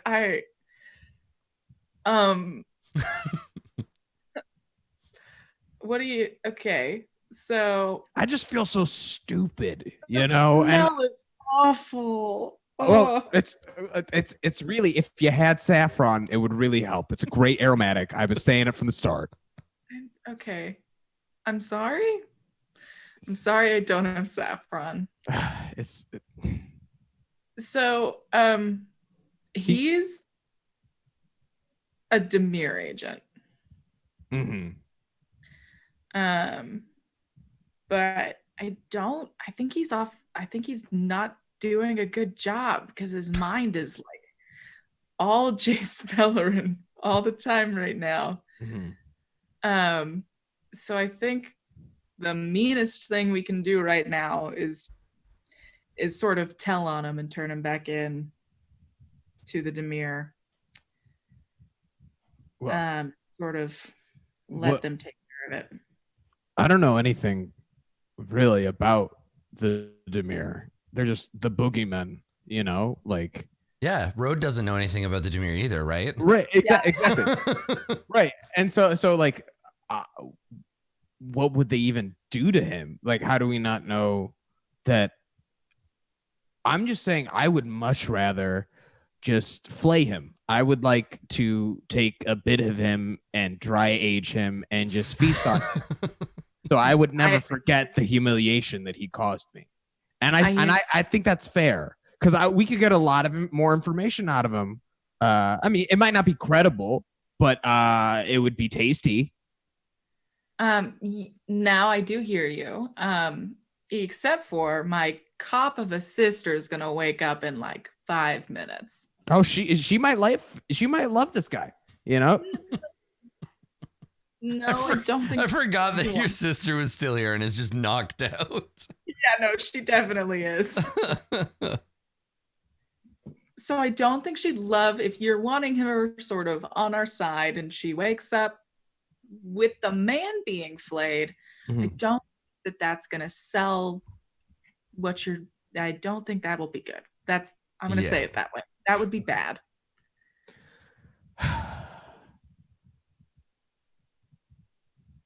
They need him alive? Would it matter if he's dead? I think that what do we get out of it? If we turn him into the Demir, like what? They're gonna owe us one? Are we gonna get one in the back pocket from them? And what, they're gonna give it to a Simic and a Rakdos who have no reason being together in the first place? I'm sure. One, if he's a Demir agent, then the Demir know what's going on, right? if he's not doing a good job, the Demir might appreciate, being able to gain back control of one of their own if his mind is gone. I'm sure the Demir can do that. And then who knows, when it comes time for them to pick a side, they're not going to pick with the one who started mind magicking their agents. Okay. But I would also like to get a request of one personal assassination of my choice. To the Demir? Yeah. I think that's only fair. I don't know who you're going to bargain with. I mean, I'll write a note on it and I'll leave it there and be like, hey, I want one assassination, preferably this guy 18 years from now where he doesn't remember it. But so then you're gonna invoice them for a future assassination. Basically, to kill the same person who just mind magicked me, just 18 years from now. So he knows that at some point he's gonna die, but it's gonna be his own people that do it. Yeah, like so I think so what you're getting at, like, sort of surreptitiously here, because like Road, correct me if I'm wrong, your intent is to turn him back over to the Demir so that the Demir can figure out what happened to him. Like, it's for the benefit of your guild, right? Because you're like, if one of our agents is, yeah, okay.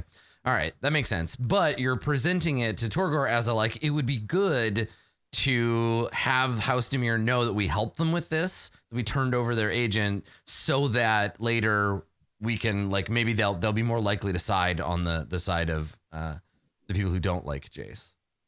Yeah, okay, right. I dig it. That's cool. All right, Torgor, are you down? Does that sound like a good plan for you?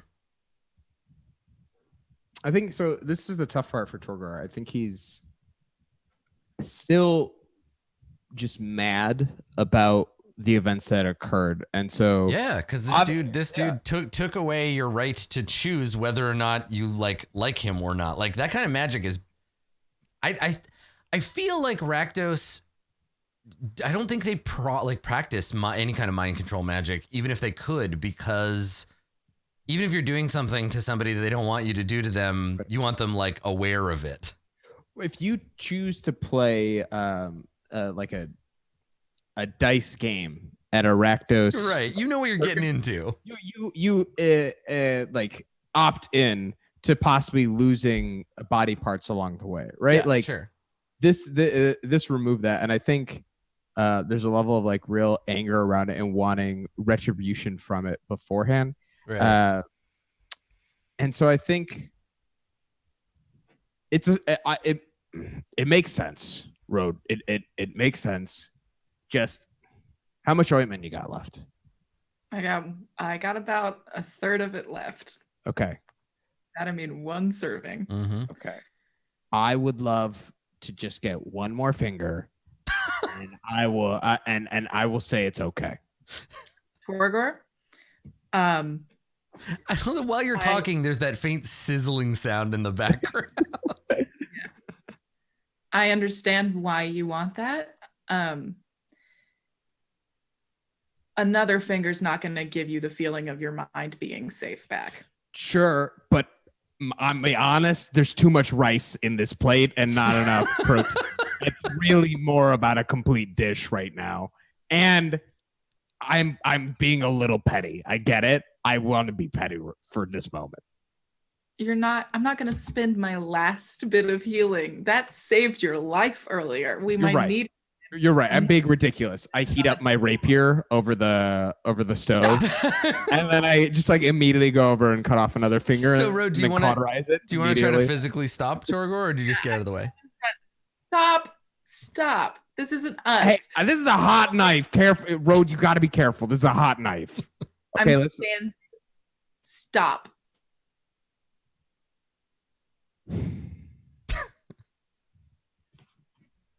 We're the good guys, right? No, we're our guys. We do it our way. We're trying to bring freedom to Ravnica or something? Yeah. That is ultimately the point, yes. Right. So if we're trying to be the good guys, maybe one finger is good.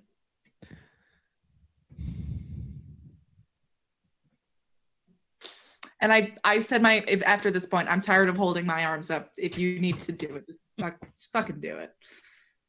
I go over and I just like kick his chair into the empty pool. So he just like clatters down. The pool Oh, is, is it yes, the full? pool is still full. I thought it was empty because you're No, it's full, but it's like it's been abandoned for a while, right? So it's okay. all scummy. Never mind. I You thought can this just was kick like him one of over the- if you want. Yeah. Yeah, I might just knock him over. Okay. And then I go back and I eat my food in front of him, and then I like Oh, you- suck on the bone like of the finger as I like clean it in front of him. Torgor is indeed a monster. So after this horrific event, how do you deliver this guy? What is give me like a quick like visual on how do you deliver this guy to House Demir? Like what do you do? Is this a like Yeah, tie him up and put a note on him and leave him somewhere and assume they're gonna come get him? How do we get him there? Where do we take him now? Yeah, we're gonna leave him here. I think. Right, because this location is made, right? Like this hideout's blown, so they'll come looking for him if he doesn't go back. Also, this is like where Rode does her drops, so Yeah. she's like, I have a meeting here at 11 that I can't come to anymore because I've been Right, late. but you know that the Demir will come here anyway because they come here to meet you. Right. Yeah. So she's like, we're just gonna leave him here. They know everything, right? And then I guess Rode and Torgor pen their first ever note together. What? We tie a nice bow out of the rope on him so he looks like a present. Oh, I knock him back out. I forgot to mention that. If this guy didn't already have fairly severe brain damage, he does now. Getting knocked out this often is very bad for you. I gag him again just in case, he'd get in some kind of rest. We can't have any spells on the horizon. Yep. And then we pen a note being like, you're welcome. And I request one assassination, please. I make sure that's in Torgor's handwriting. Yeah. Oh, I don't want you to have the assess. I want it. I don't want you to have No, it. yeah, you write that part. Yeah, Okay. absolutely. All right, so the agent is returned to House Demir, and then they'll deal. And I explain why he's being returned. It's a bad. This one needs to go back to the factory. Yeah. Well, and also like giving him over to House Demir means that they're gonna realize like they have a security leak and they'll start like figuring it out. So, yeah that makes sense. So that also means, Rode, we can't stay here. No, I'm wondering if You have this nowhere is to gonna go. sound really sad. Yeah, I think that I don't have a life anymore. That's really fun. Come I've with been me. thinking about that. Come to the circus. Give up in your life. Join the Rakdos. You No. Yeah, don't like don't corpse stay paint? long. I know you don't. I know you won't like it. I won't like you having you on my couch for a long period of time. But just come, please, while you figure something out. I mean, you do all have your secret hideout. So. That has allegedly been made. Right. Yes. You. Well, he right. said- Torgor thinks that because Right. That's That's my fault. Okay. yeah. You see now, Rode, the corner you have painted yourself into. Yeah, no, she just like her identity's totally mush. Her identity's totally doesn't matter anymore. It's fine. You won't eat any any human Okay, fingers. I think she's like going like full spy. Like I think that like underneath the couch there's a duffel bag. Yes. And inside the duffel bag is like the go bag, Sure. the Ron Swanson go back. I kind of have to like reverse this, but I'm going to use a Demir background sort of ability at this point. Yeah. It's called false identity. And so Nice. it basically talks about how I have my identity, which is like Road of the Simic hybrid. And like she was very far in, like she looks like a jellyfish. So she kind of, it's like, I'm sure her go bag, because at whenever I choose, here, I'll drop this in.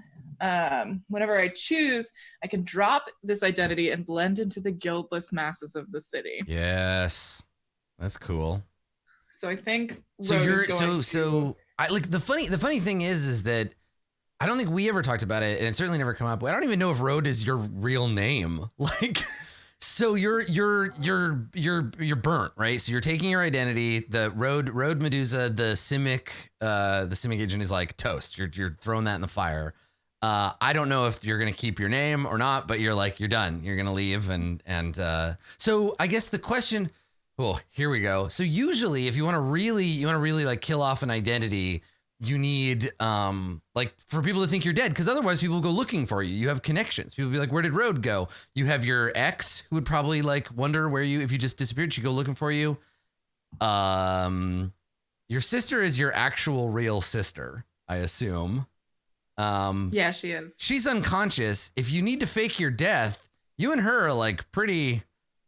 So you just light the apartment on fire, and they just think it was you. So there's I'm that. not an evil aligned character. But you could be, is what I'm saying. You could be if you wanted to.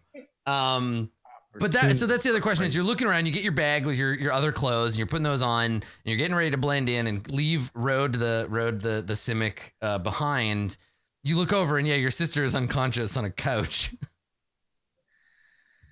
Yeah, I think like Road's fucking brain feels like when you accidentally knock over a puzzle that's like was almost done, and there's just like a bunch of pieces on the ground. You're like, shit, I'm gonna have to start over. I was almost like totally fine. Wait, and we gotta take Triska. We can't let her be found by the Dimir. Right, because the Dimir would also show up and pick her up and be like, oh, thank you, Road. You left us your sister. We'll deal with her too. No, we're taking Triska's like the only person on this earth that Road has like an amount of affection for. Damn, Torgor, Tack, and Winnegar. You say. Hey, here's what it is. A week at the circus, harsh, but and you're fair. gonna be like, oh, Torgor's the best one here. Like, so is that what happens? Does Torgor pick up your sister, and the three of you run away to the circus? I think so. Yeah, Road like completely. I think she's like, and I hate to say it. She's not in a jumpsuit. Oh no! what? I know. No. I might cry. I think she like. There are plenty of jumpsuits at the circus. I think she's like, yeah. But I think she's like in a pants. Separate from the top. Yeah, and like a very like spy trench coat. And oh my gosh! I hope that she's just wearing like a I Heart New Ravnica shirt or something. Well, so yeah, it's like a band t-shirt. Yeah, you blend in with the guildless masses, so it's like you become nobody. So whatever you become, like a shadowy background character who wears gray and the doesn't get paid very much because they have no lines. So yeah, you just become nobody, and Torgor, you pick up the unconscious Azorius investigator, and the three of you leave the Zonot and disappear, heading for the circus. Cool. So we'll have to figure out what, when they come to investigate what the crime scene, because the guy will be gone. The Dimir. I think the Dimir probably clean up after you. And I think like in her note there were like hints being hey, there's secret. Yeah. I was found out. I'm off the grid. We're gonna. So somebody else will for you, because what rank? You're one rank of your independent agent or whatever for your renown? Yeah, I have 3. Yeah, I'm an independent agent. All right. I think you get 1. They'll clean up for you this one time. And so probably if you take the body, the Dimir will show up. They'll find this failed agent. They'll take him away. They'll just have like an elf about your height and weight, and like they'll just have a body, and then they'll light the apartment on fire for you. And so later, everybody who knew Road assumes you died in a fire in the Zonot, and they connect that with all the other violence that happened earlier tonight. All my cousins. Yeah, oh no. That's right. My ex-girlfriend. Yeah. This is awful. You'll finally be free of her. She'll stop bothering you because she thinks you're dead. The question will be, and this is something to ponder on the break, the question will be, can Road withstand the temptation of going to her own funeral? Jeez. Find out Wait, next wait. time on. I don't think Road has any friends to throw her a funeral.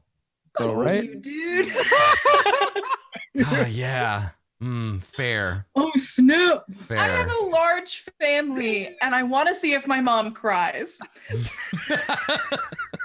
Is Triska gonna go? I mean, gonna we'll talk have- about because now you've just dragged Triska into this whole Yeah. situation because Had to. you're gonna have to explain to her some stuff because good, cool, excellent. Explaining to do. Well, you'll have some time to ponder it. We're gonna take a short break and we're gonna come back and we're gonna figure out what happened to Winnegar. I'm really excited. I've been thinking about this scene ever since the last episode. So stick around. We'll find out what happened to Winnegar when we get back.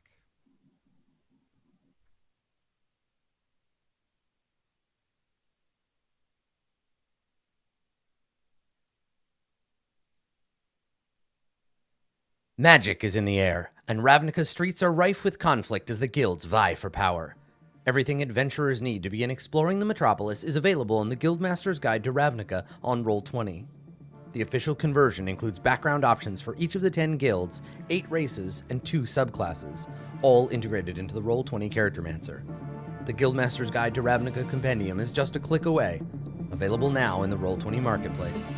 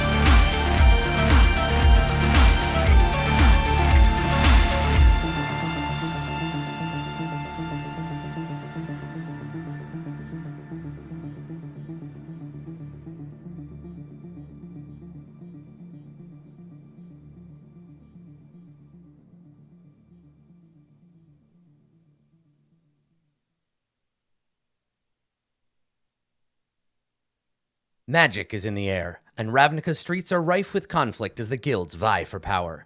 Everything adventurers need to begin exploring the metropolis now? is available in the Guildmaster's Guide to Ravnica on Roll20.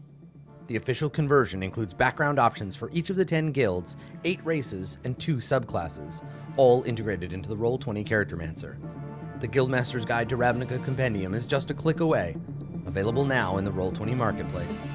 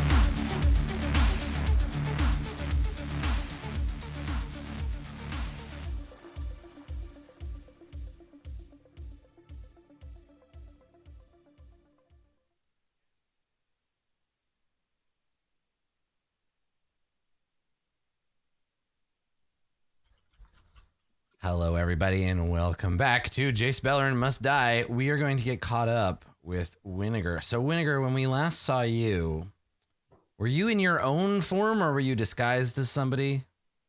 I think you were you, weren't you? I think because you were Road for a while. Yeah, but then your disguise was killed, right?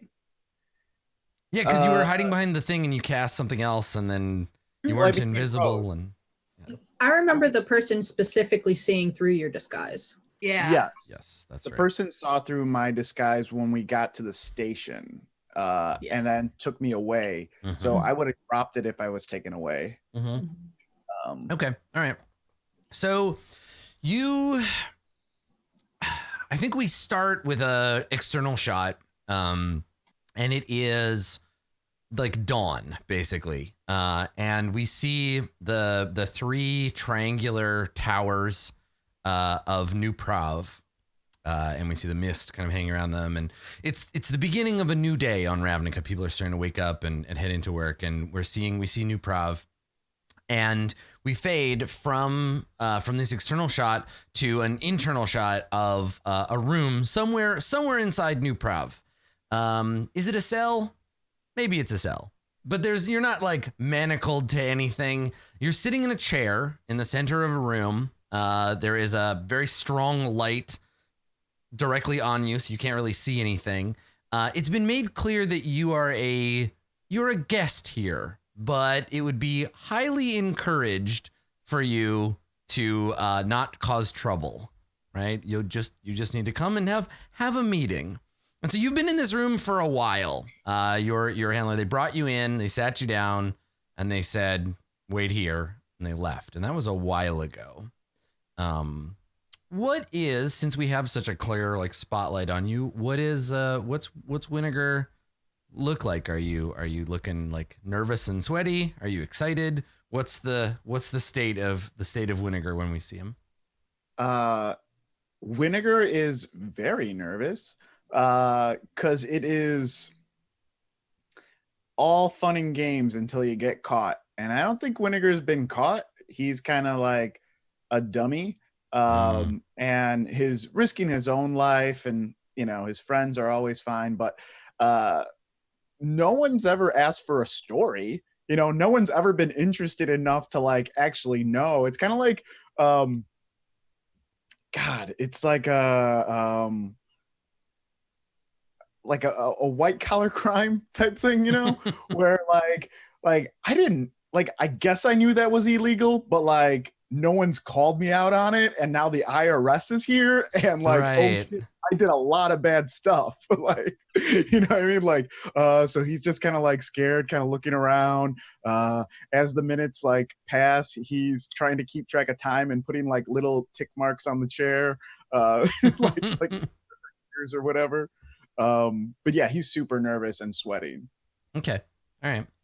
So we see you kind of like fidgeting and like worrying over like getting caught, and you hear a click and the hissing sound of the door opening, and someone comes into the room. Now we see this person, but Winnegar can't because of the bright light that's in your face. It is a tall, thin Vidalcan man wearing Azorius colors. He's wearing robes.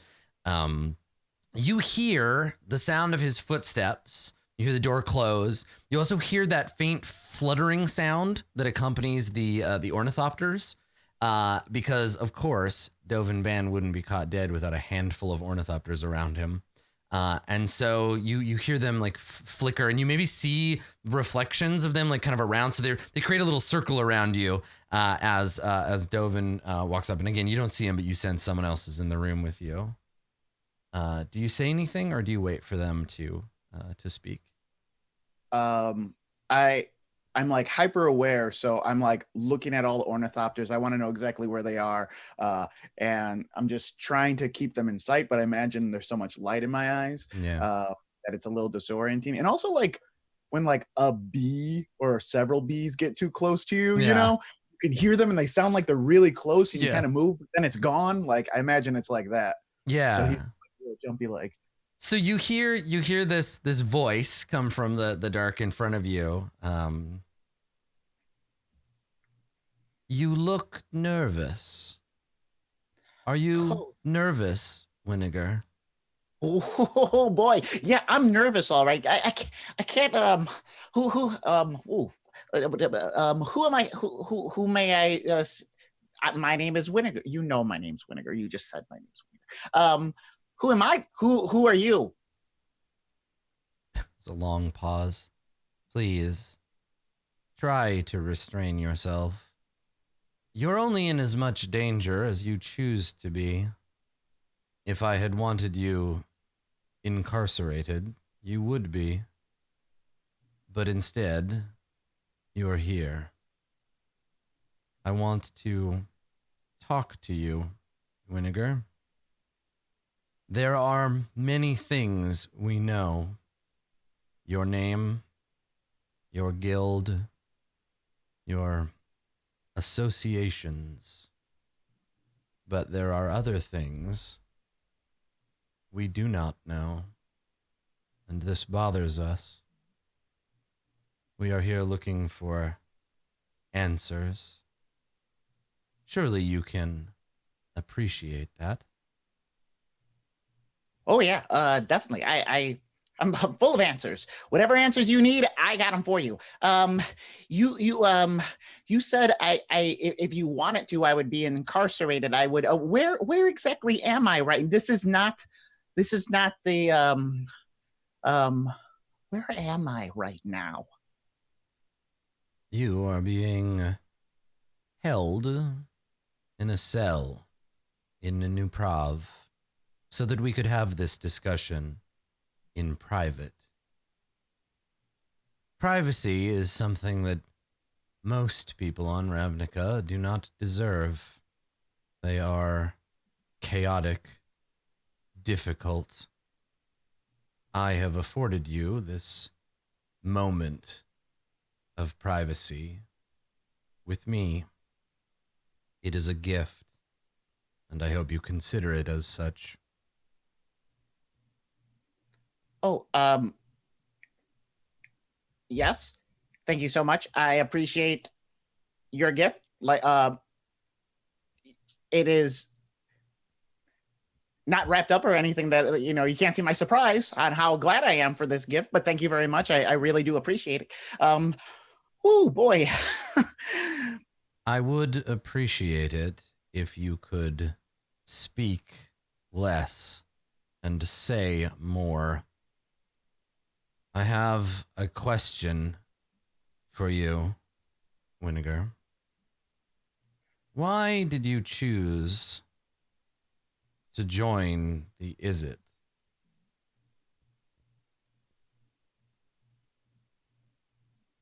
I'm so sorry. I didn't quite understand what it was like. You said speak more, but say less or something. I don't know. Am I supposed to talk right now?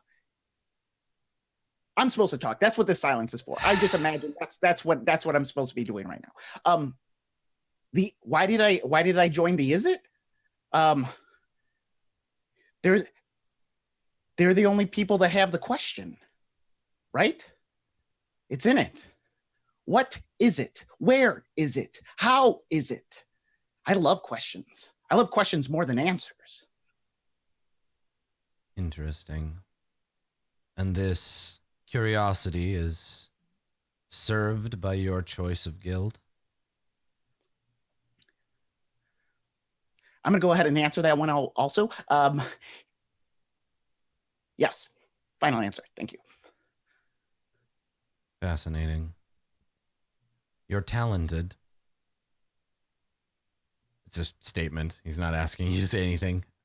Phone a friend? Yeah. He says, you're talented. We found what remained of my ornithopter. You do good work. Your skills are wasted in the chaos of the Is It. If you had merely stolen the ornithopter, attempted to sell it for parts like a common thief, we wouldn't be having this conversation. But it's clear to me you understand something about my technology. And almost like curiously, one of the ornithopters has like gotten like quite close to you. Yeah. I don't know. Maybe you got me confused with someone else. I don't think I understand I don't think I understand anything. I'm just. I mean, they have me dragging parts most of the time. I mean, check my record. They don't even have me on any of like the big major stuff.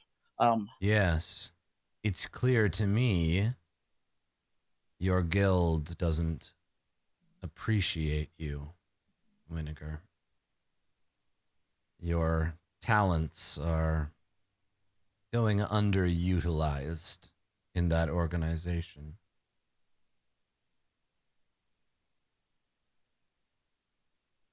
Yeah.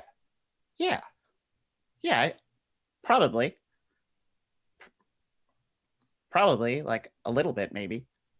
I believe that we could have a relationship of mutual benefit, Winnegar. That I could use someone of your talents. I mean, I don't know, honestly. I don't know anything. If you're trying to get any type of information from me, I really don't know. I'm not that good. Okay. Maybe I infringed on some of your intellectual property rights, and maybe they're tied to your hardware. I don't know exactly what happened.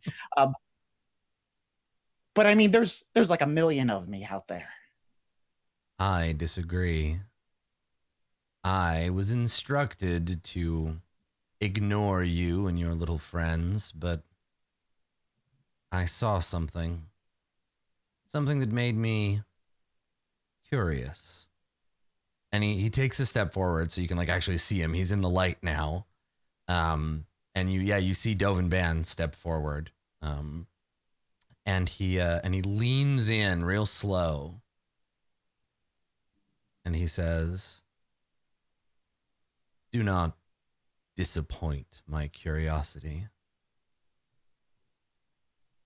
And he gestures, and one of the ornithopters kind of like flitters out in front, kind of like hovering between the two of you.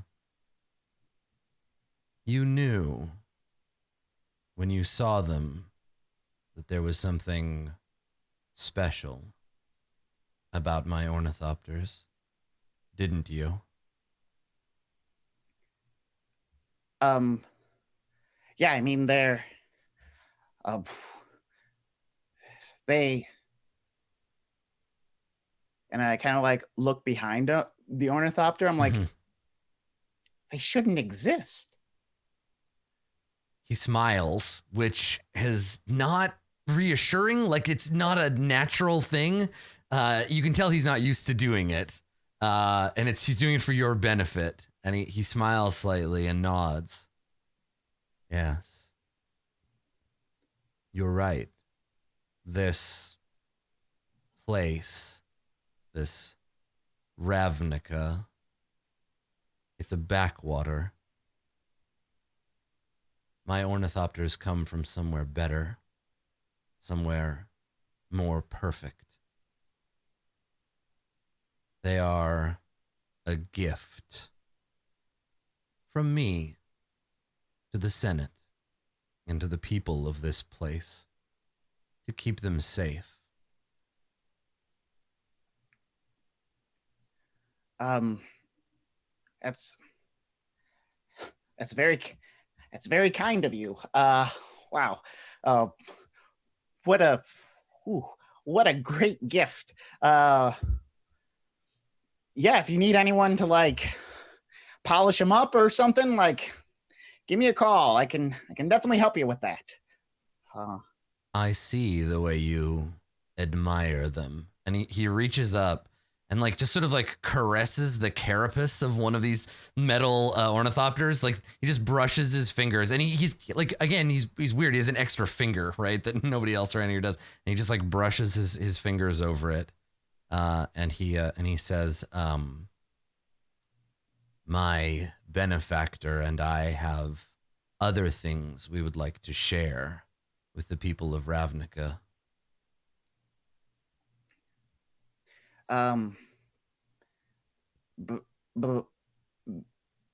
Benefactor? He nods. Yes. I have a patron who has allowed me to do my work here. We have great plans for this place. I think your talents, your curiosity could be useful to us. Sure. I mean, like, what do you need? Information. You and your friends, you're working towards something. I cannot see the pattern in its entirety yet. The fire, all the chaos of the past few days, my missing ornithopter, it's all connected to something larger, isn't it? I mean, butterfly effect, dude, right? I don't know. Like, sometimes you can find patterns in places where there are no patterns, where it's just chaos. I assure you, apophenia is not an affliction from which I suffer. My observations are accurate. And there's just like the slightest hint of like offense in his voice, like that you would imply that he could be mistaken. Like there's this tiny little bit of ego you hear in that statement. Like he basically is like, I don't make mistakes. I'm not. I mean, you're right. You're probably right. You're probably right. So is that what you want me to help you with? He shakes his head. I am here to help you, Winnegar. But I need you to be honest with me first. You and your friends. What are you up to?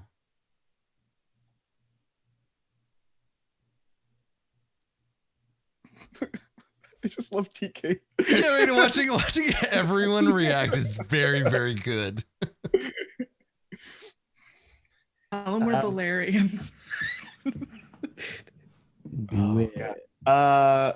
Tell him we love Nico Bolas. Just say it. He's the best. We love that guy. He's so good. What a great guy. What a great guy.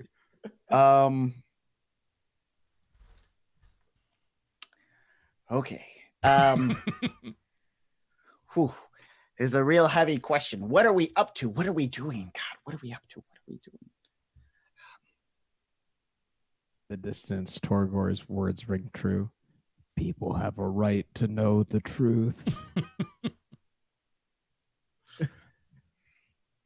If you fuck this up, I'll kill you. it's the Lisa needs braces dental plan situation. You have little floating heads of all the other characters floating around you. What's that tech? Kill them all? I imagine that Tack's like angel and devil like shoulder creatures are just Tack. Yeah. They're just both Tack. It's just two devils, and the other one looks at the other one and says, like, oh yeah, I killed that guy.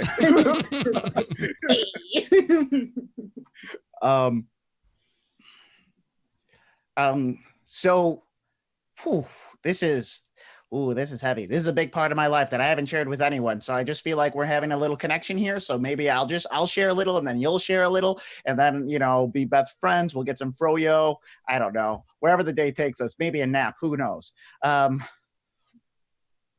So I also feel like I can't incriminate myself with this. So I'm just going to say, I know a guy. Okay. But then but also, when I say I know a guy,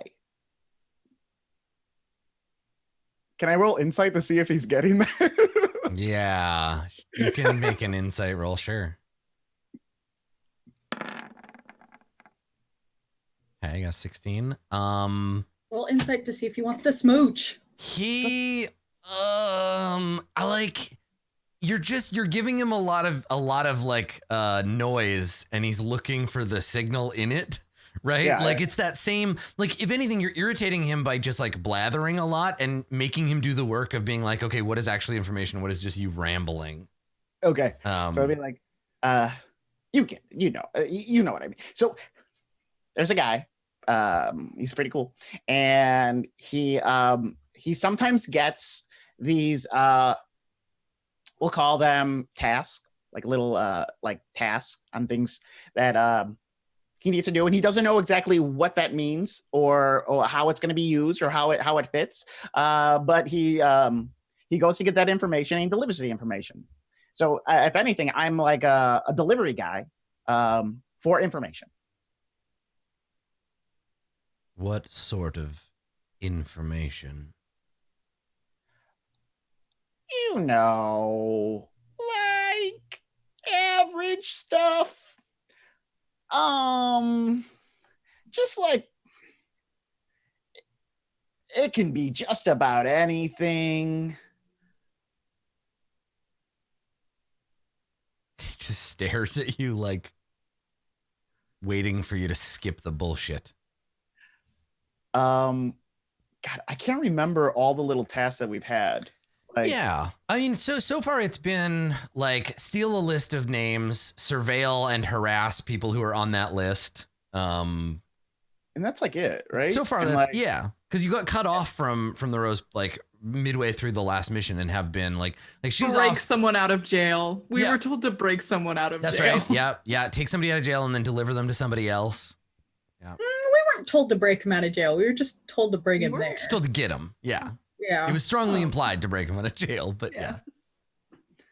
Yeah. So, I mean, like one time we got asked for like, can you pick up a list of names? And like, that would be super cool if you can do that. And like, we did it. And like, that was cool. And then another time, they were like, hey, go spy on this person that was on this list. And like, yeah, that was fine because, we were in the area. So no big deal.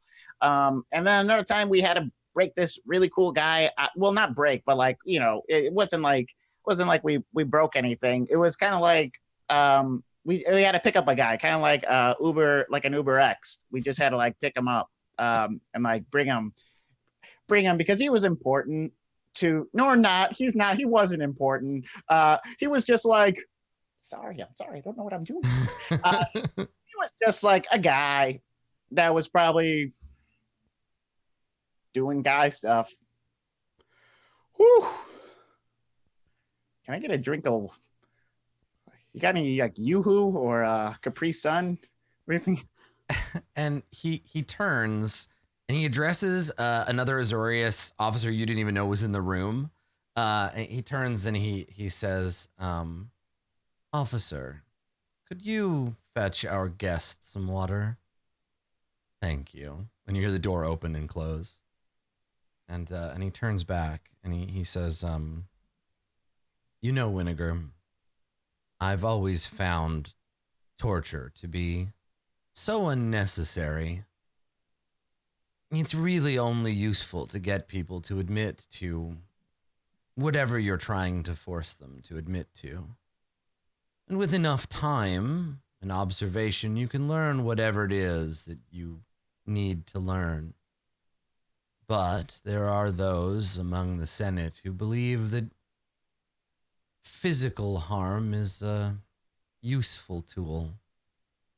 While you're in my hands, your body is safe. But if I tire of you, I can't assure you who you'll be turned over to.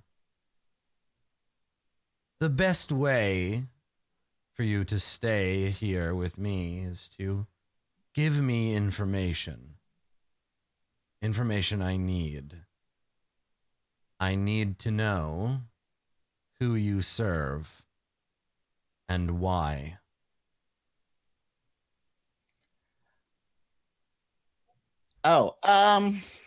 See, God, I really like, I feel like we're vibing here and I really want to tell you that. Like, it's like, oh, but it's like, like it's a confidential thing. It's like, patients and doctors or lawyers and clients or just like, scumbags and the people that hire scumbags. It's like, and I don't know names. We don't use real names. Like we use like, code names. So can you guess my code name? It's a fun game. He sighs.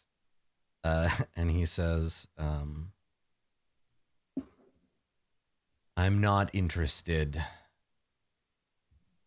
in what's happening at the level that you are at. I am ascending a pyramid, and I want to know who is at the top. I will learn this. Nothing in Ravnica will fall outside of my sight in time, but I'm offering you a chance to join me, Winnegar, to become part of something. I know that you think that your guild serves you. I know you think your friends serve a purpose.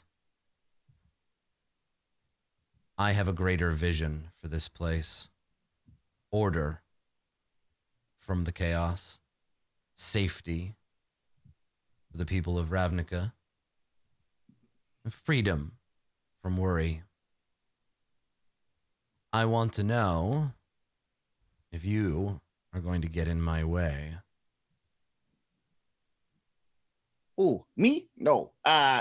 Not gonna get in your way at all. Like I will move to the side. This is me. It's just like, oh, the area is this big, and I'm just like this big right on the side. You don't even notice me. I'm like a cockroach. No, that's a bad. Don't. I'm not a cockroach. I'm like a child that you want to save. That you will ignore as you pass by, but like is not taking up a lot of. That guy is taking a long time with that water. Huh? So. Yeah, I think like while you're speaking, he like leans in close enough to you that like he's, right in front of your face, and he looks at you. And I think that this is the first time that while the two of you look alike in the sense that you're both Vidalcan, looking into Dovinban's eyes is more like staring into like a machined lens. Not physically, like he has biological eyes. He's a person, but it's like, yeah, it's like he's It's like he's a machine. There's something cold and like sterile about this gaze. Like he's not communicating emotional information. He's just like scanning you, basically. Yeah, And it's like that scene in Annihilation where Natalie Portman looks into that swirly. yeah. She sees God or whatever. Yeah. So he leans in, and he says, "There are among the people of Ravnica certain equivocators, those who believe that it is possible to weather the storm that is to come, those who refuse to choose sides. I see the truth. There are only two sides, victors and fallen, correct and incorrect. I am offering you the opportunity to become correct, Winnegar. All I ask is for information." Winnegar pauses for a minute, his eyes wide, his mouth open, looking into the never-ending black hole that is eyes. Slowly, his friends fade from the corners, and he answers probably exactly how Dovin Man wants him to answer. He doesn't even give him words. He just nods yes, which, you know what I mean, is the most concise and accurate way to like answer that question. He just nods yes. Their name, Rose. You know the Rose's real name, right? Do I really? Yeah, remember you found out you know where she lives, and I'm pretty sure Ministrant Voshka, right? You know her name. This is why we don't use real names. But you know it. Ooh. Yeah. And doesn't she have Torgor's soul too? No, the Orzhov have a contract with Torgor. She's supposedly working on it. She's We working have yet to hear back about it. Yeah. Oh. Yeah, so I say Rose. I say three names. Yeah. I say Rose. What's her name? Voshka. Vroshka. Mhm. Vroshka. And then I say Stringer Bell. Yeah, I was about to say Shire Baggins, I think. Yeah. Cool.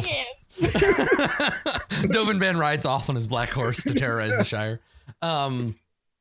Yeah. So you say that you give a name, and he like leans back a little. He takes some of the pressure off, and he nods, and he says, "This, Winnegar, is how you climb the hierarchy. Telling me this has been an ascension for you. I will require more in the future. But first, tell me, what do you know about the Living Guild Pact? What do you know about Jace Beleren?" Oh, that lightning. Did everyone hear that lightning? As soon as he said Jason, it was just a lightning strike. I don't know. It was weird.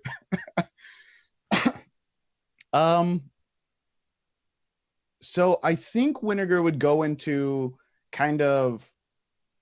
I think he kind of like downshifts into like, is it facts of what people know about what other people speculate?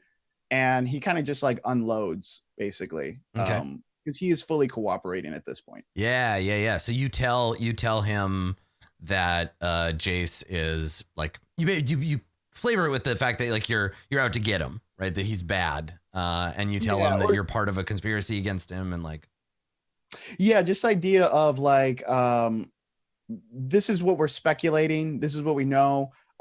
This is all speculation though, and we haven't really have any, like, I personally haven't seen any real proof, but man, I'm following this to the end as like a, as an out of curiosity as well. Yeah. Like just wanting to unwrap all this. Excellent. Okay, so he's listening, and obviously the ornithopters are recording everything you're saying. And he, at the end, once you've told him everything, he nods and he says, "You've been very cooperative. I'm glad this meeting went as well as I had hoped. There may be a place for you yet in Ravnica's future. Your goals, you and your allies, this conspiracy, they are admirable. We have a shared foe, you and I. The Living Guild Pact is a menace to this place, a fracture in what could be its perfect surface. There will come a time when Jace Beleren gets what he deserves."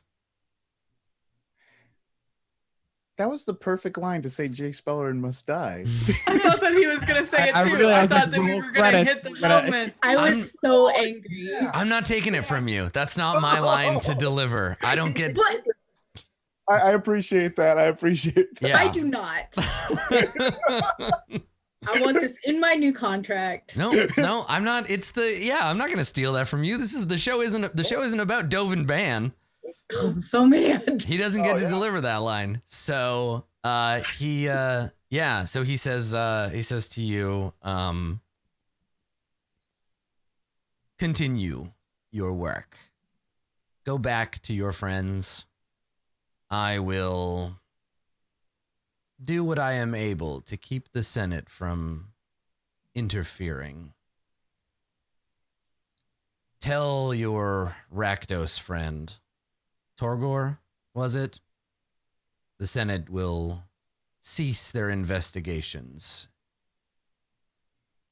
I will turn my eye the other way when I can, so long as you continue to inform me of your goings-on. I have a gift for you, Winnegar.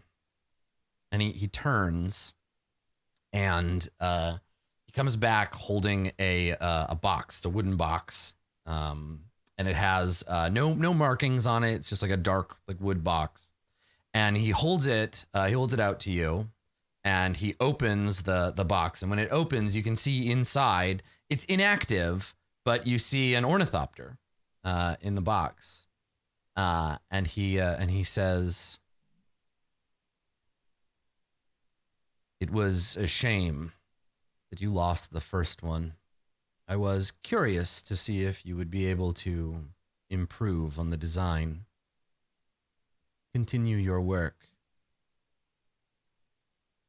And he closes it, and he hands the box to you. Wow. Thank you so much. Can I start getting up as well? Yeah. Like if you stand up, nobody gets in your way. I really appreciate, this is pretty cool. That's, I imagine there's probably not instructions. I'll figure it out. Thank you so much. I really do appreciate it. If I wanted to get in touch with you, is there like a number, or is it just? If you need to contact me, I'll know. Cool. Mysterious. I like it. I can grow off that. That's cool. I'm just gonna, is it like left down the hall or right down the hall? And so you're like walking towards the door. And the door, you open the door and you go out into the hall, and there's two Azorius guards. One of them is holding 2 glasses of water and talking to the other one, And you walk in as he's saying, so then Dovin Band's like, go get water. But I didn't know if he wanted cold water or warm water. And so I got both. And then now I'm too nervous to go back inside. And the other guy's like, it's just, and then the door opens and you walk out and they both just look at you. And Dovin steps out into the hall. And yeah, you take the glass of water. And he says to one of the senators, he says, officer, if you could escort our guest to the front gates. And the guy's like, yes, adjutant, of course. And he turns to you, and now he's looking at you like you've gotten a lot of looks from Azorius, and usually they're like, is it troublemaker or like, like suspicious looks. But this guy is looking at you like, oh, you're friends with Dovin Band. Like, cool, you're a big deal. And so he gestures and he's like, oh, right this way, sir. Okay, yeah. I like Winninger's instant characterization whiplash from like, I'm terrified to like, that's all right, I'm a cool guy now. I got presents. Your box. Yeah, and I think probably he's like, would you like me to carry that for you, sir? Like he's suddenly acting like a bellhop.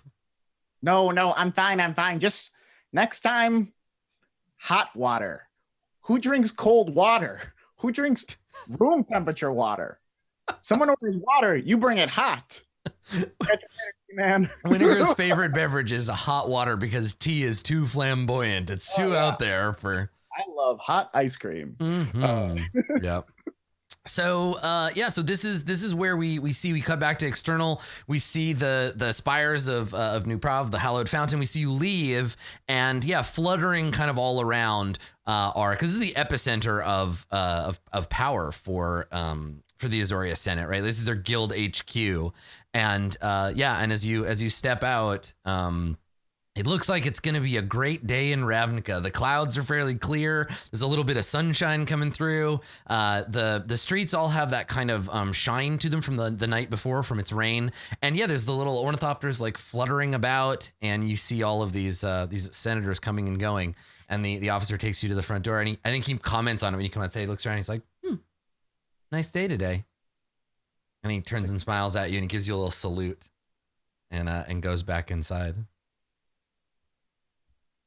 And so you're standing here holding your gifted ornithopter, and where do you go, Winninger, when you leave? Oh my god! Yeah, when that's you a leave good New question. Prov. I guess I go back to hosting the show. Yeah. Yeah, I think that's where I would go. Okay. Because as far as I know, I'm like the only person alive. Yeah, and so I guess the question is like, for Torgor and Rode, do you send a message back to the manager? The hell was his name? Ooh, what was his name? It's just Dregs. Dregs. That's right. I was like, it's just such an ogre-y name. I always forget. Yeah. Do you let Dregs know that you're okay? Do you tell him like you're hiding? Because he's, again, based on what we figured. What's funny about this is that the tags we gave the hideout in the beginning was that like it's a safe location unless you compromise it, and it's still safe. We just have to act like it's been compromised because Rode is pretending that it was, even though it's safe.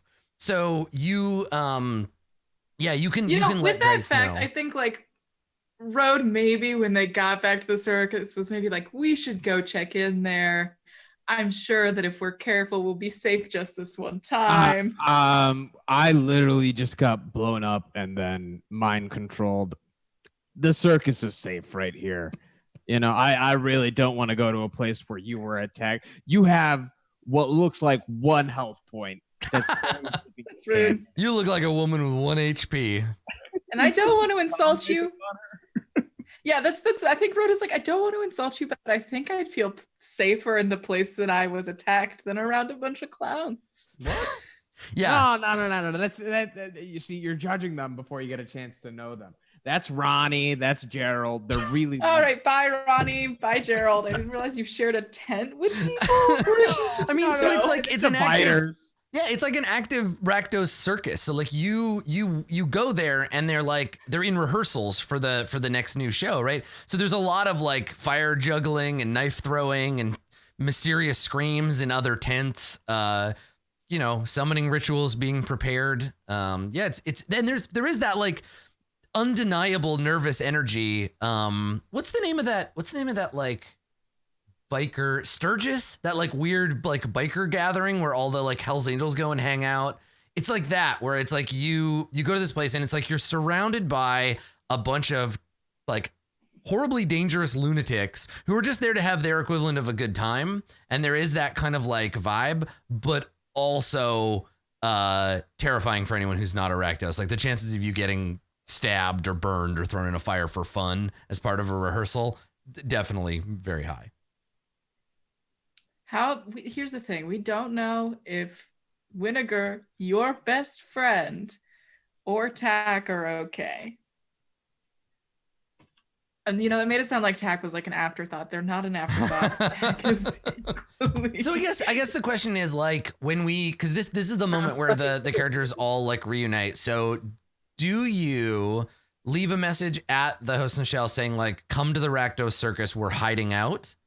Or do you go back to the host and then when Tack because Tack, you were saying that you still think that it's made, right? So you probably don't go back?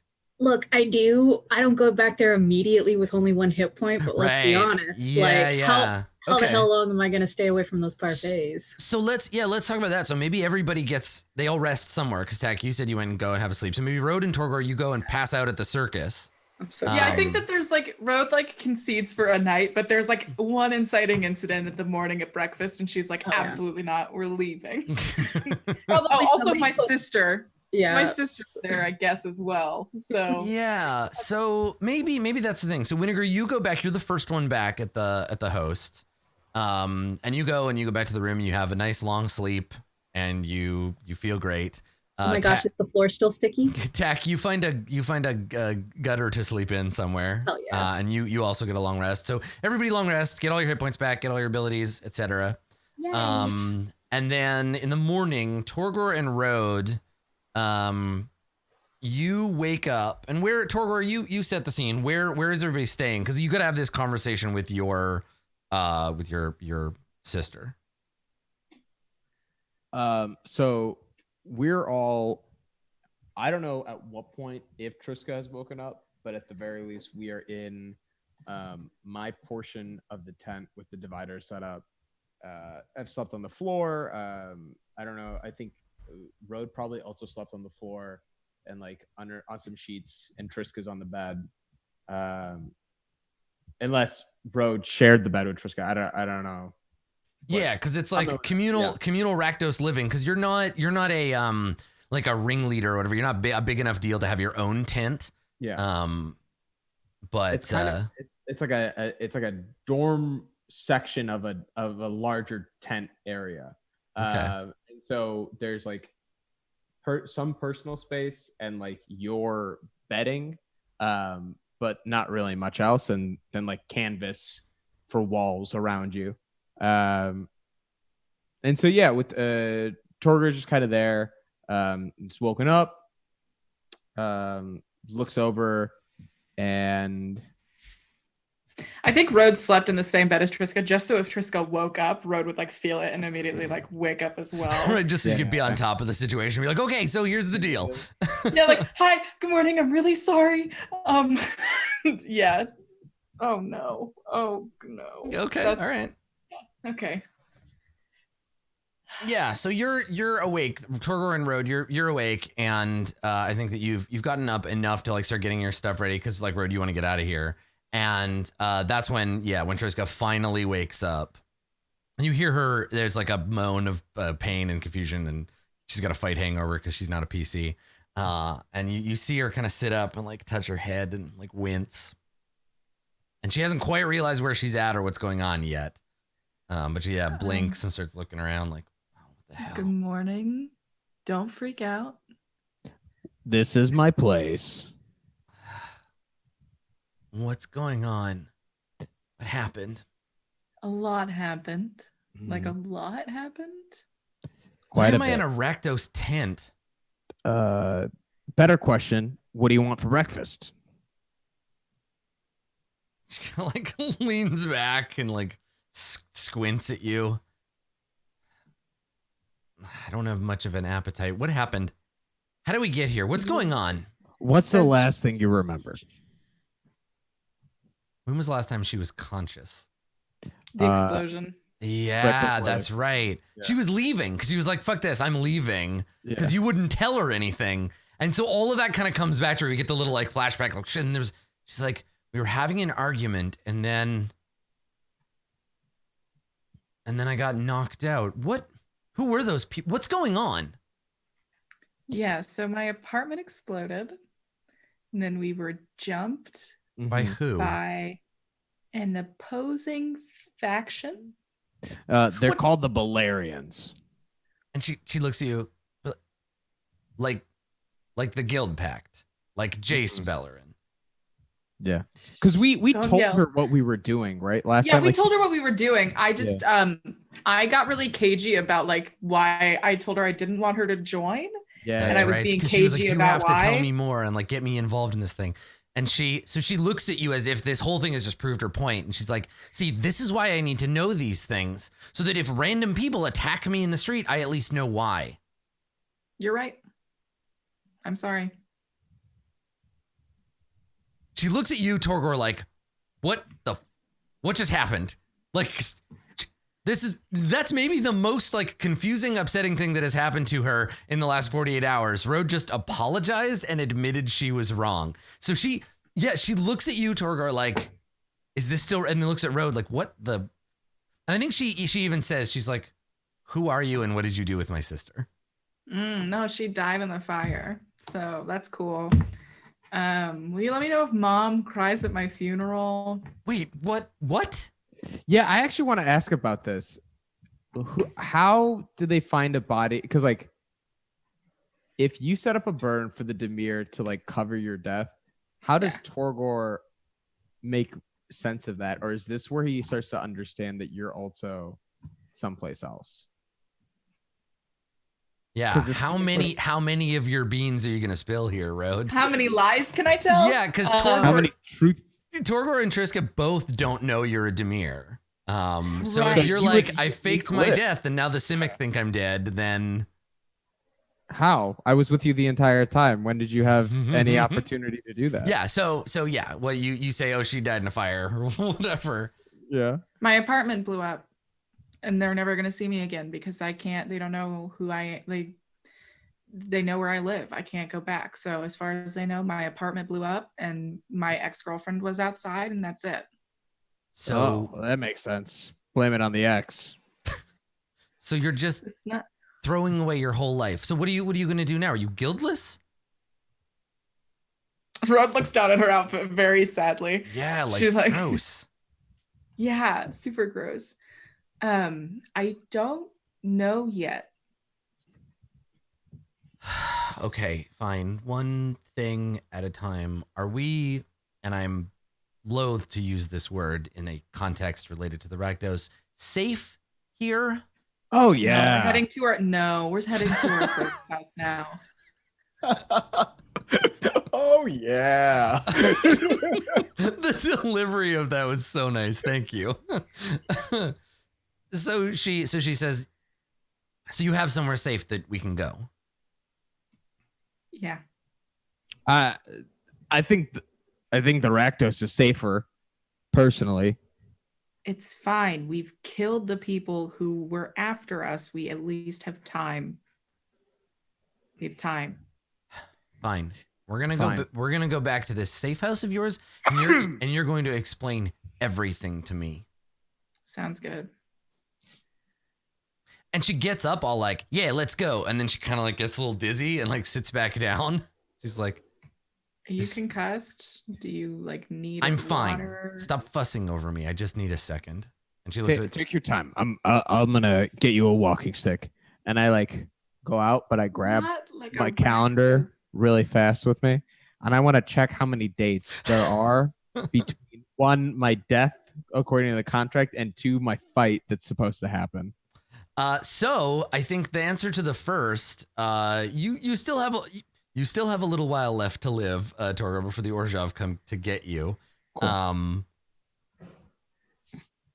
What's great about this from like a Ravnican like lore, from a magic lore perspective, if you are able to delay long enough, eventually there are some major shakeups at the Orzhov which would eliminate this problem. Like eventually somebody's gonna fight club the Orzhov and you'll be okay, but you gotta like live till then. So there is still some time before you get soul napped by them. But when you start to think about like, oh, when's my show? I think that's when, because you went outside, right? Yeah. That's when you hear. Yeah, that's when you hear a familiar voice. You look over and you see in his big silk top hat and his tails and his clown makeup, you see Kerfuffle, and he is approaching and he puts a hand up and waves to you, and he's like, Torgor, you back? I saw you came in with some friends. Are they still alive? Oh, yeah. For now. And he grins, and he says, maybe we can put him to work. Always use more targets. Well, I mean, don't tell the other one, but one of them, when we were talking about the duos, that they're here. And he strokes his goatee and he's like, really? New talent, is it? Well, I mean, and he's like trying to peek past you to like look in your tent. I like box him out, and I'm just like, now. It wouldn't be worth the surprise if we spoiled it early. I think it'd be a one night only performance, but hey, we've had plenty of those performers before, huh? And he nods. He says, I understand. Well, I like to know the details of the show, but I do like a good surprise. Just make sure it's not boring. No, when have I done anything boring? And Ken gives you a look. And he's like, all right. So you're here to rehearse? Yep. I'm I just need to get a few things, and I think it's a solo rehearsal for now. But I don't want to ruin the surprise till night of.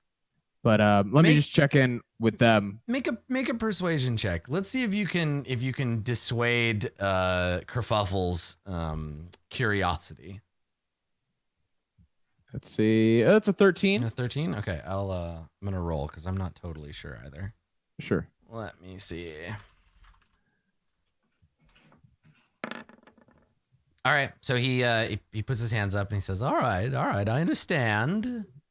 Got to keep a little mystique in the act. It's about the performance, Kerfuffle. It's always about the performance. Yeah, and he nods, and he says, well, you'll just have to wow me at the dress rehearsal. Gotta go, Torgor. Plenty to do. And he gives you a little pat on the shoulder, and then turns and flounces away menacingly. So at that point, I guess Rode, your sister, like, she gets up, and the two of you like head outside. So Torgor, you turn around, and the tent opens, and the two of them come out. Do they see the look of intense fear that is slowly draining out of Torgor's face? That's up to you if you're trying to hide it or not. Well, no, it was being hidden from Kerfuffle. The moment Kerfuffle has left, it has reappeared, and now it is like, well, it appeared partly because of him. So like now he's like trying to like re-F it. It's like, sorry, I got caught up chatting. You need a walking stick, right? And I just like grab like one off the ground and be like, this should do it. And she takes it from you. And she nods and she says, oh, thanks. Yeah. Kind of leans on it. Triska, how you feeling? You think how long do you think it would take you to be back on your fighting feet? And what do you do? You're like a ranged spellcaster. That's your whole vibe. She kind of like gives you a suspicious look. I'm an investigator. Right. I investigate. Sure. Find out who's responsible for crimes and then arrest them. Sure, but I also saw you kill a man with a wand, so I assume you cast magic from distance. She nods. She says, I have arcane training. Why? Are we going to be attacked again? And she looks around kind of nervously. No. Rhoda's like, what? You'll know when it's coming, I swear. This is just try to figure out some stuff. You got any siblings? I know the answer to that one. You want to get going? Let's Yeah, and I think to your point in chat there, TK, when you say you're like a ranged spellcaster or whatever, she like reaches for her wand and then realizes like she doesn't have it, and she like it's a frustrated sigh, like shit, I lost my service weapon. That's super embarrassing. I'm gonna get fucking raked over the coals. Road like sees this. Road sees this and hands her just like her dagger, just like take this in case you need it. Yeah, she takes it from you and like tucks it into her belt. Let's hope I don't. Don't be okay. Let's go. So the three of you head off. Mm-hmm. Okay, all right. So Winnegar, you wake up at the host. You got there after it was closed. You have keys. Everybody does. And you got there after it was closed. And maybe you wake up to the sound of like whoever is opening coming in. You hear the dinging of the bell up front. You can hear somebody whistling to themselves. They're whistling the Ravnica song. And so you hear this, and the place is starting. Somebody's going around like lighting the lamps and like turning the place on, basically. Yeah. So this is probably Dregs, right? Like he's just maybe Dregs doesn't always like work here like every day. It's like it could be one of the maids. Doesn't Winnegar also work here? I believe so. Yes, They shipped. Yeah. I'm sorry. I'm just gonna like peek out a little bit and see who's out there. So you see I think they are a Loxodon. He's wearing his uniform, so he's dressed in like a maid costume. And then under his big like flappy ears, he's got a pair of like headphones on. And you can see the cord running down to a little, essentially like a magic Walkman on his belt. And he's like kind of like dancing and like going around like pushing chairs, like taking the chairs down off the tables, just like humming to himself. And he's got a little like feather duster in his trunk, and he's like dusting the tables. And he definitely does not know you're here. Cool. I'm gonna close the door and lock it. And I'm gonna pull out that ornithopter and see if I can get it. Yeah. Excellent. Yeah. Okay. Cool. So you take out the ornithopter, and by now you know how to like turn an inactive one on, and you turn it on, and the screen on the front begins running a diagnostic, and it's clear to you that you've been given an ornithopter that is not currently connected to the network, and it's basically like in debug mode, which means you have access to a bunch of stuff you didn't before. You don't have to hack this one. It's like wide open. It hasn't been like protected or hardened yet. So yeah, this is actually like kind of a significant gift. There's a lot of insight to be gleaned from this dev kit ornithopter. Oh wow. Yeah. I want to start learning, I guess. Yeah, start digging away at it. Okay, cool. Well, I've got a clock going for you to understand the ornithopters. So you can make an Arcana roll.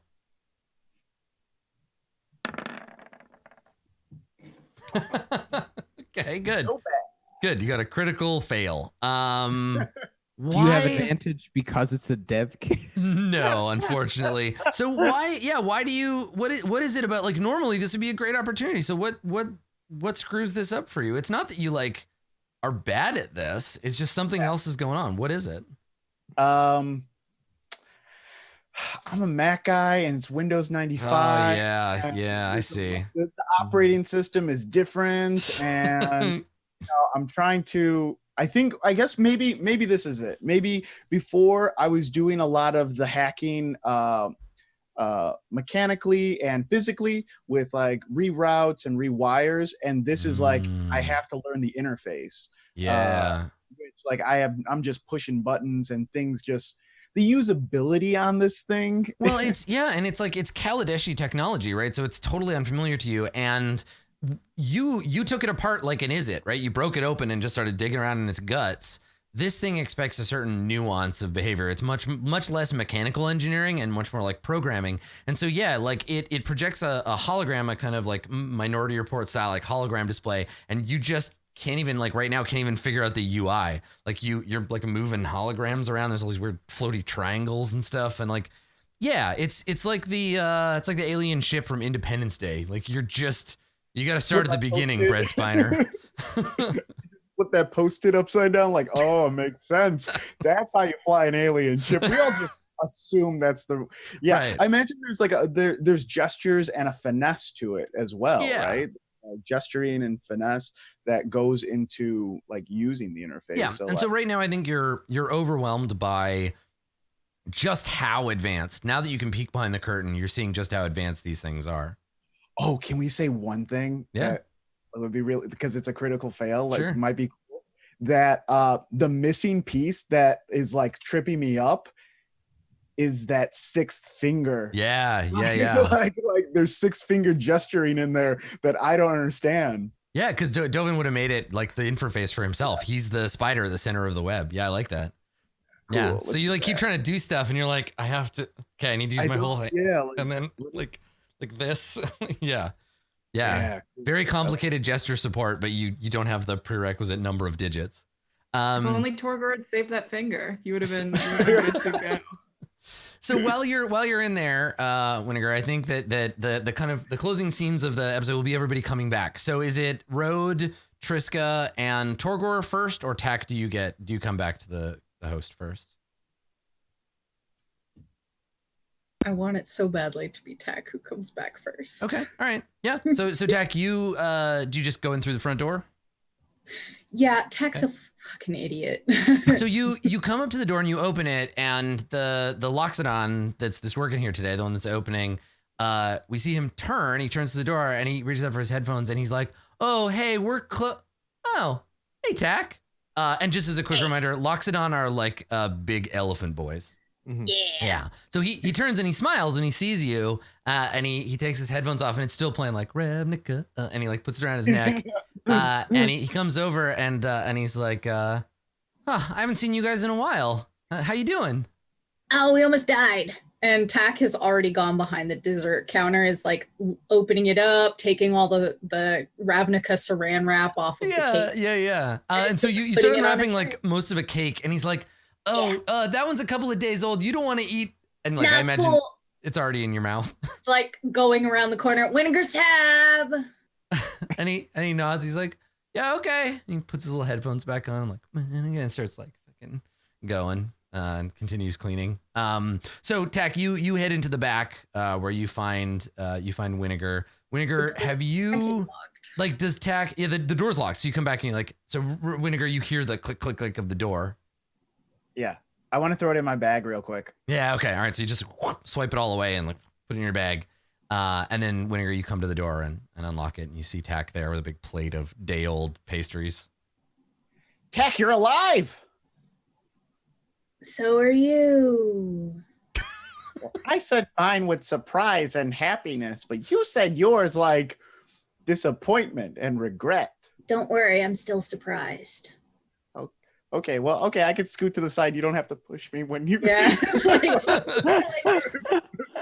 like hits the entire side of the tray into Winnegar's like lower kidney area. Yeah, and so the two of you can hear the Loxodon in the other room saying, you hear the dinging of the bell, and you hear the Loxodon saying, "Oh, hey, gang's all here." Rode, Torgor, and Triska, you come in, you ascend the shell stairs and come inside. And you see, I don't know, I got to give this Loxodon a name. His name is Gary. I love him. Oh, I like to imagine Gary's the one who does all the chalk art on the menu. Oh, Make it all yeah. fun. Gary went to art school, but can't like get his job like started. So he works at a cafe, but yeah, he's really proud of like he hand designs the menu every time and like. Oh no, I love Could him. Gary have like 7 different piercings all around the edge of his like giant? This new show is protect Gary at all costs. Yeah, I just want Absolutely. him to Gary's have like my favorite. barbells down his trunk a little bit too. Just a septum piercing at the bottom of his trunk. Yeah, I'm into it. So Gary, a I love Loxodon Gary. art student, works at the cafe. I love him. Okay, good. If anything happens to Gary, we burn this shit to the ground. I agree. Gary, I agree. yes, Gary must live. That's the new Gary must live. That's right. So yeah, Gary like waves to you and just seems like real happy to see you. And he's like, yeah, Tax in the back. They already took all the day olds, which saved me because I don't have to throw them out now. So that's nice. Go, Gary. Yeah. Yeah. He's just like, oh, you guys, it's so nice to see you again. And Triska, who looks like shit and is like leaning on this stick, kind of like looks at him, and Gary's just like, hey, I'm Gary. I work here. Oh.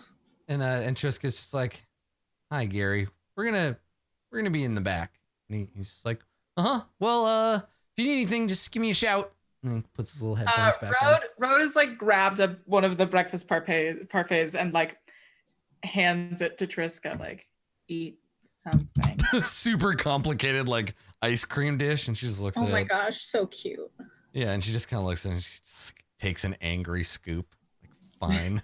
And and the group of you head into the back and enter and are reunited with Winnegar and Tack. And I think that this is one of those like everybody is like ad lib talking over each other, right? There's a lot of that, like, oh my god, hey, you're alive, and like all this talk kind of, and that's the closing audio as the door like shuts on us as the camera before you have your little secret meeting together, and we fade to black.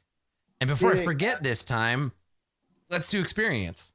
Because I always forget at the end of the episode.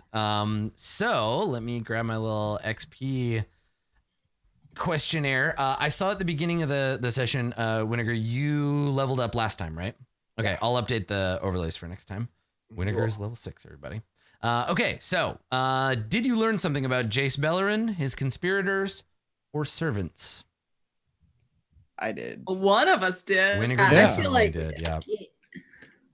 Yeah, if anybody is keeping a secret conspiracy board, you can now put that Dovin Ban and his mysterious benefactor are anti-Jace. They're on the anti side of the Jace line.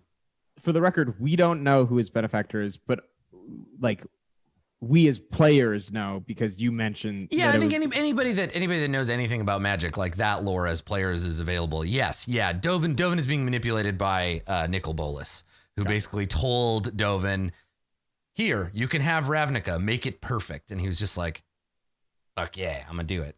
So that's his like agenda. But yeah, they're distinctly anti-Jace. So yeah, okay, Winnegar, you get a point for that. Did you express a unique aspect of your class, race, or background? So class-wise, I don't think so. Probably, I don't think race really came in for anybody. The fact that you were a hybrid or a minotaur or a goblin or whatever, probably I don't think that one stands up. But did you express your connection to your guild in a meaningful way? Everybody gets experience for that this session. Like 100%, everybody did that. And it was like, that was an interesting thing for everybody. Did your alignment complicate your character's life in an interesting way? Torgor reminded us that Torgor is chaotic neutral. Sometimes it's easy to forget, but Torgor is not always such a soft boy. Sometimes he hacks your finger off and then eats it. Because Yeah, I think that why was would like- Torgor want to hurt his friends? Yeah. You guys are my buddies. Road. You're my buddy, right? Yeah, right? Well, that's the thing, is I think it was like two neutrals in a room. Like, well, that is definitely what that interrogation scene was. Yeah. Because we're both neutral characters who were like, good or bad, what is the flavor of the day? We'll find out. Mm-hmm. We'll find out.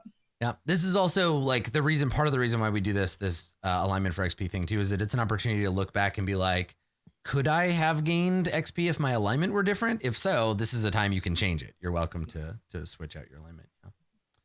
Yeah. Cool. Good. Well, enjoy your experience. I will update it. Tack, are you level 6 yet? I forgot how many I have to be 6. Oh, it's what are we doing? 4 plus your level will level you up. So and then you erase that many, and then you carry over. So if you have like if you need 9 and you have 8 and you gain 3, you get to keep those 2 for the next climb. I'm really mad.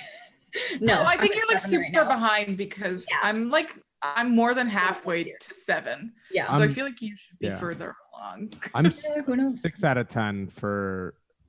Yeah, I'm Like, 7 out I'm of 7 9. out of 10 for level 7. Okay, well, yeah, I think Tech, you like missed one. So why don't you erase what you've got, set yourself at level 6, and then we can make sure we track it from there.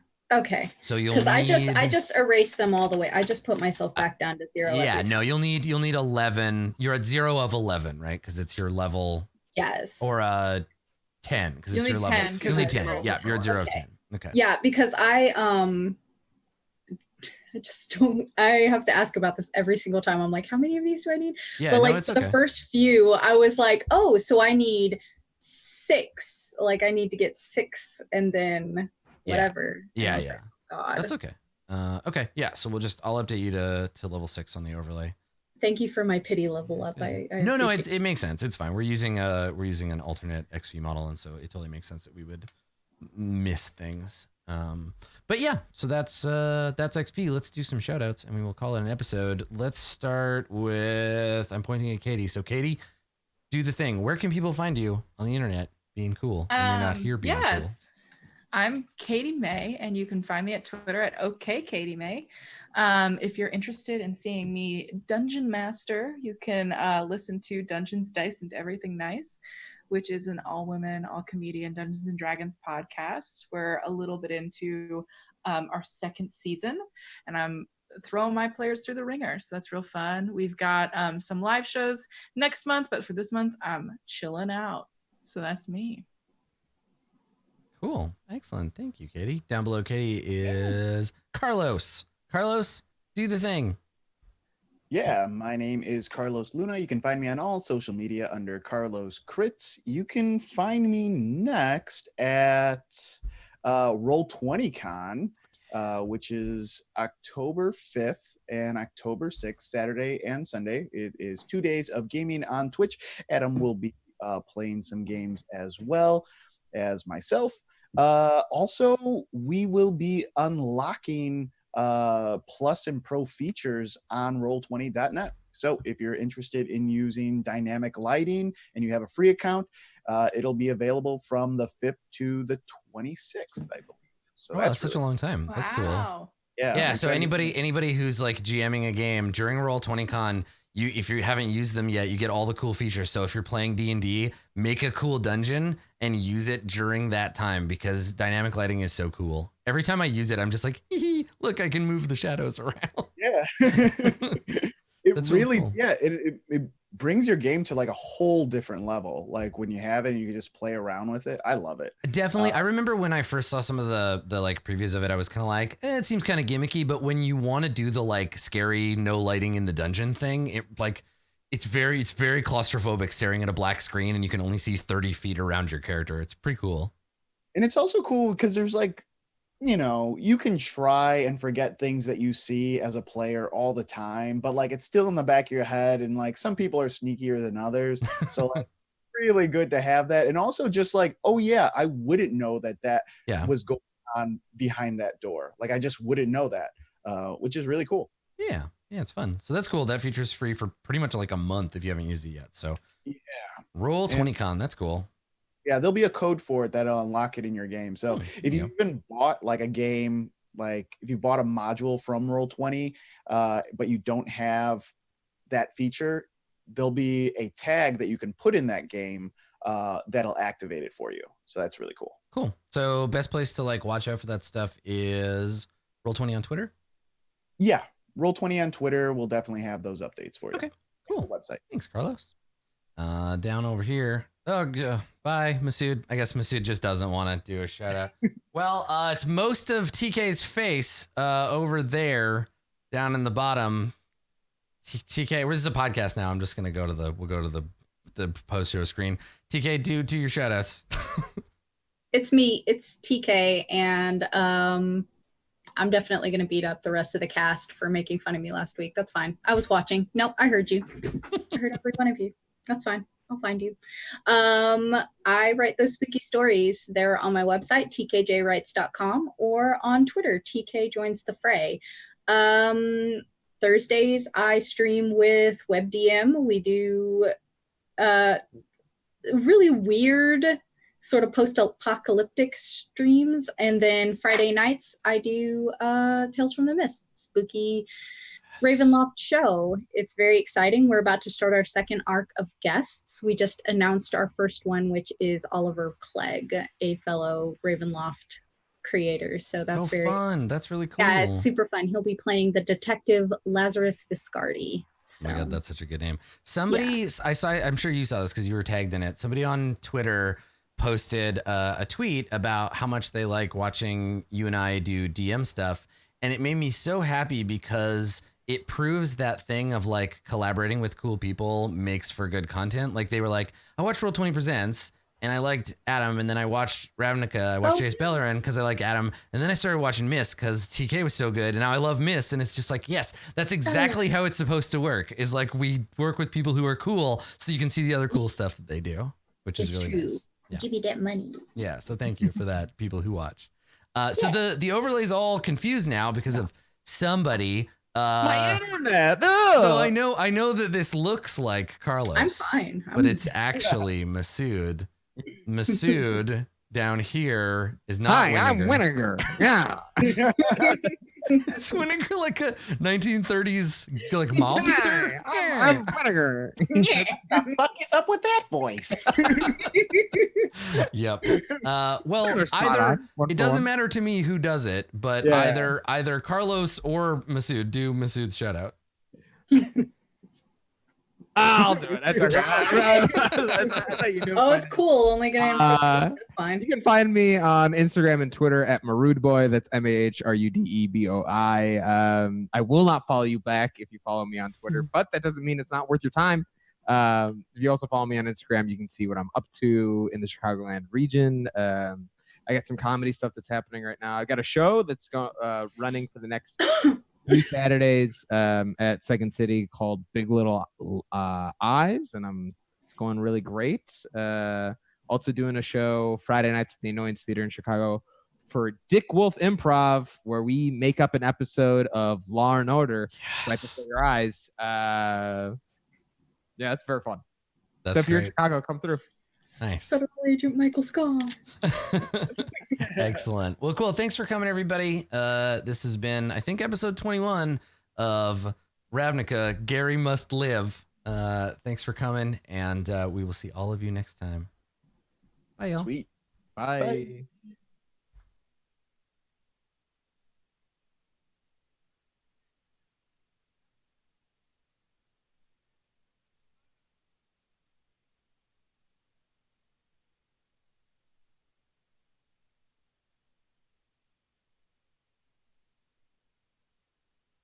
Magic is in the air, and Ravnica's streets are rife with conflict as the guilds vie for power.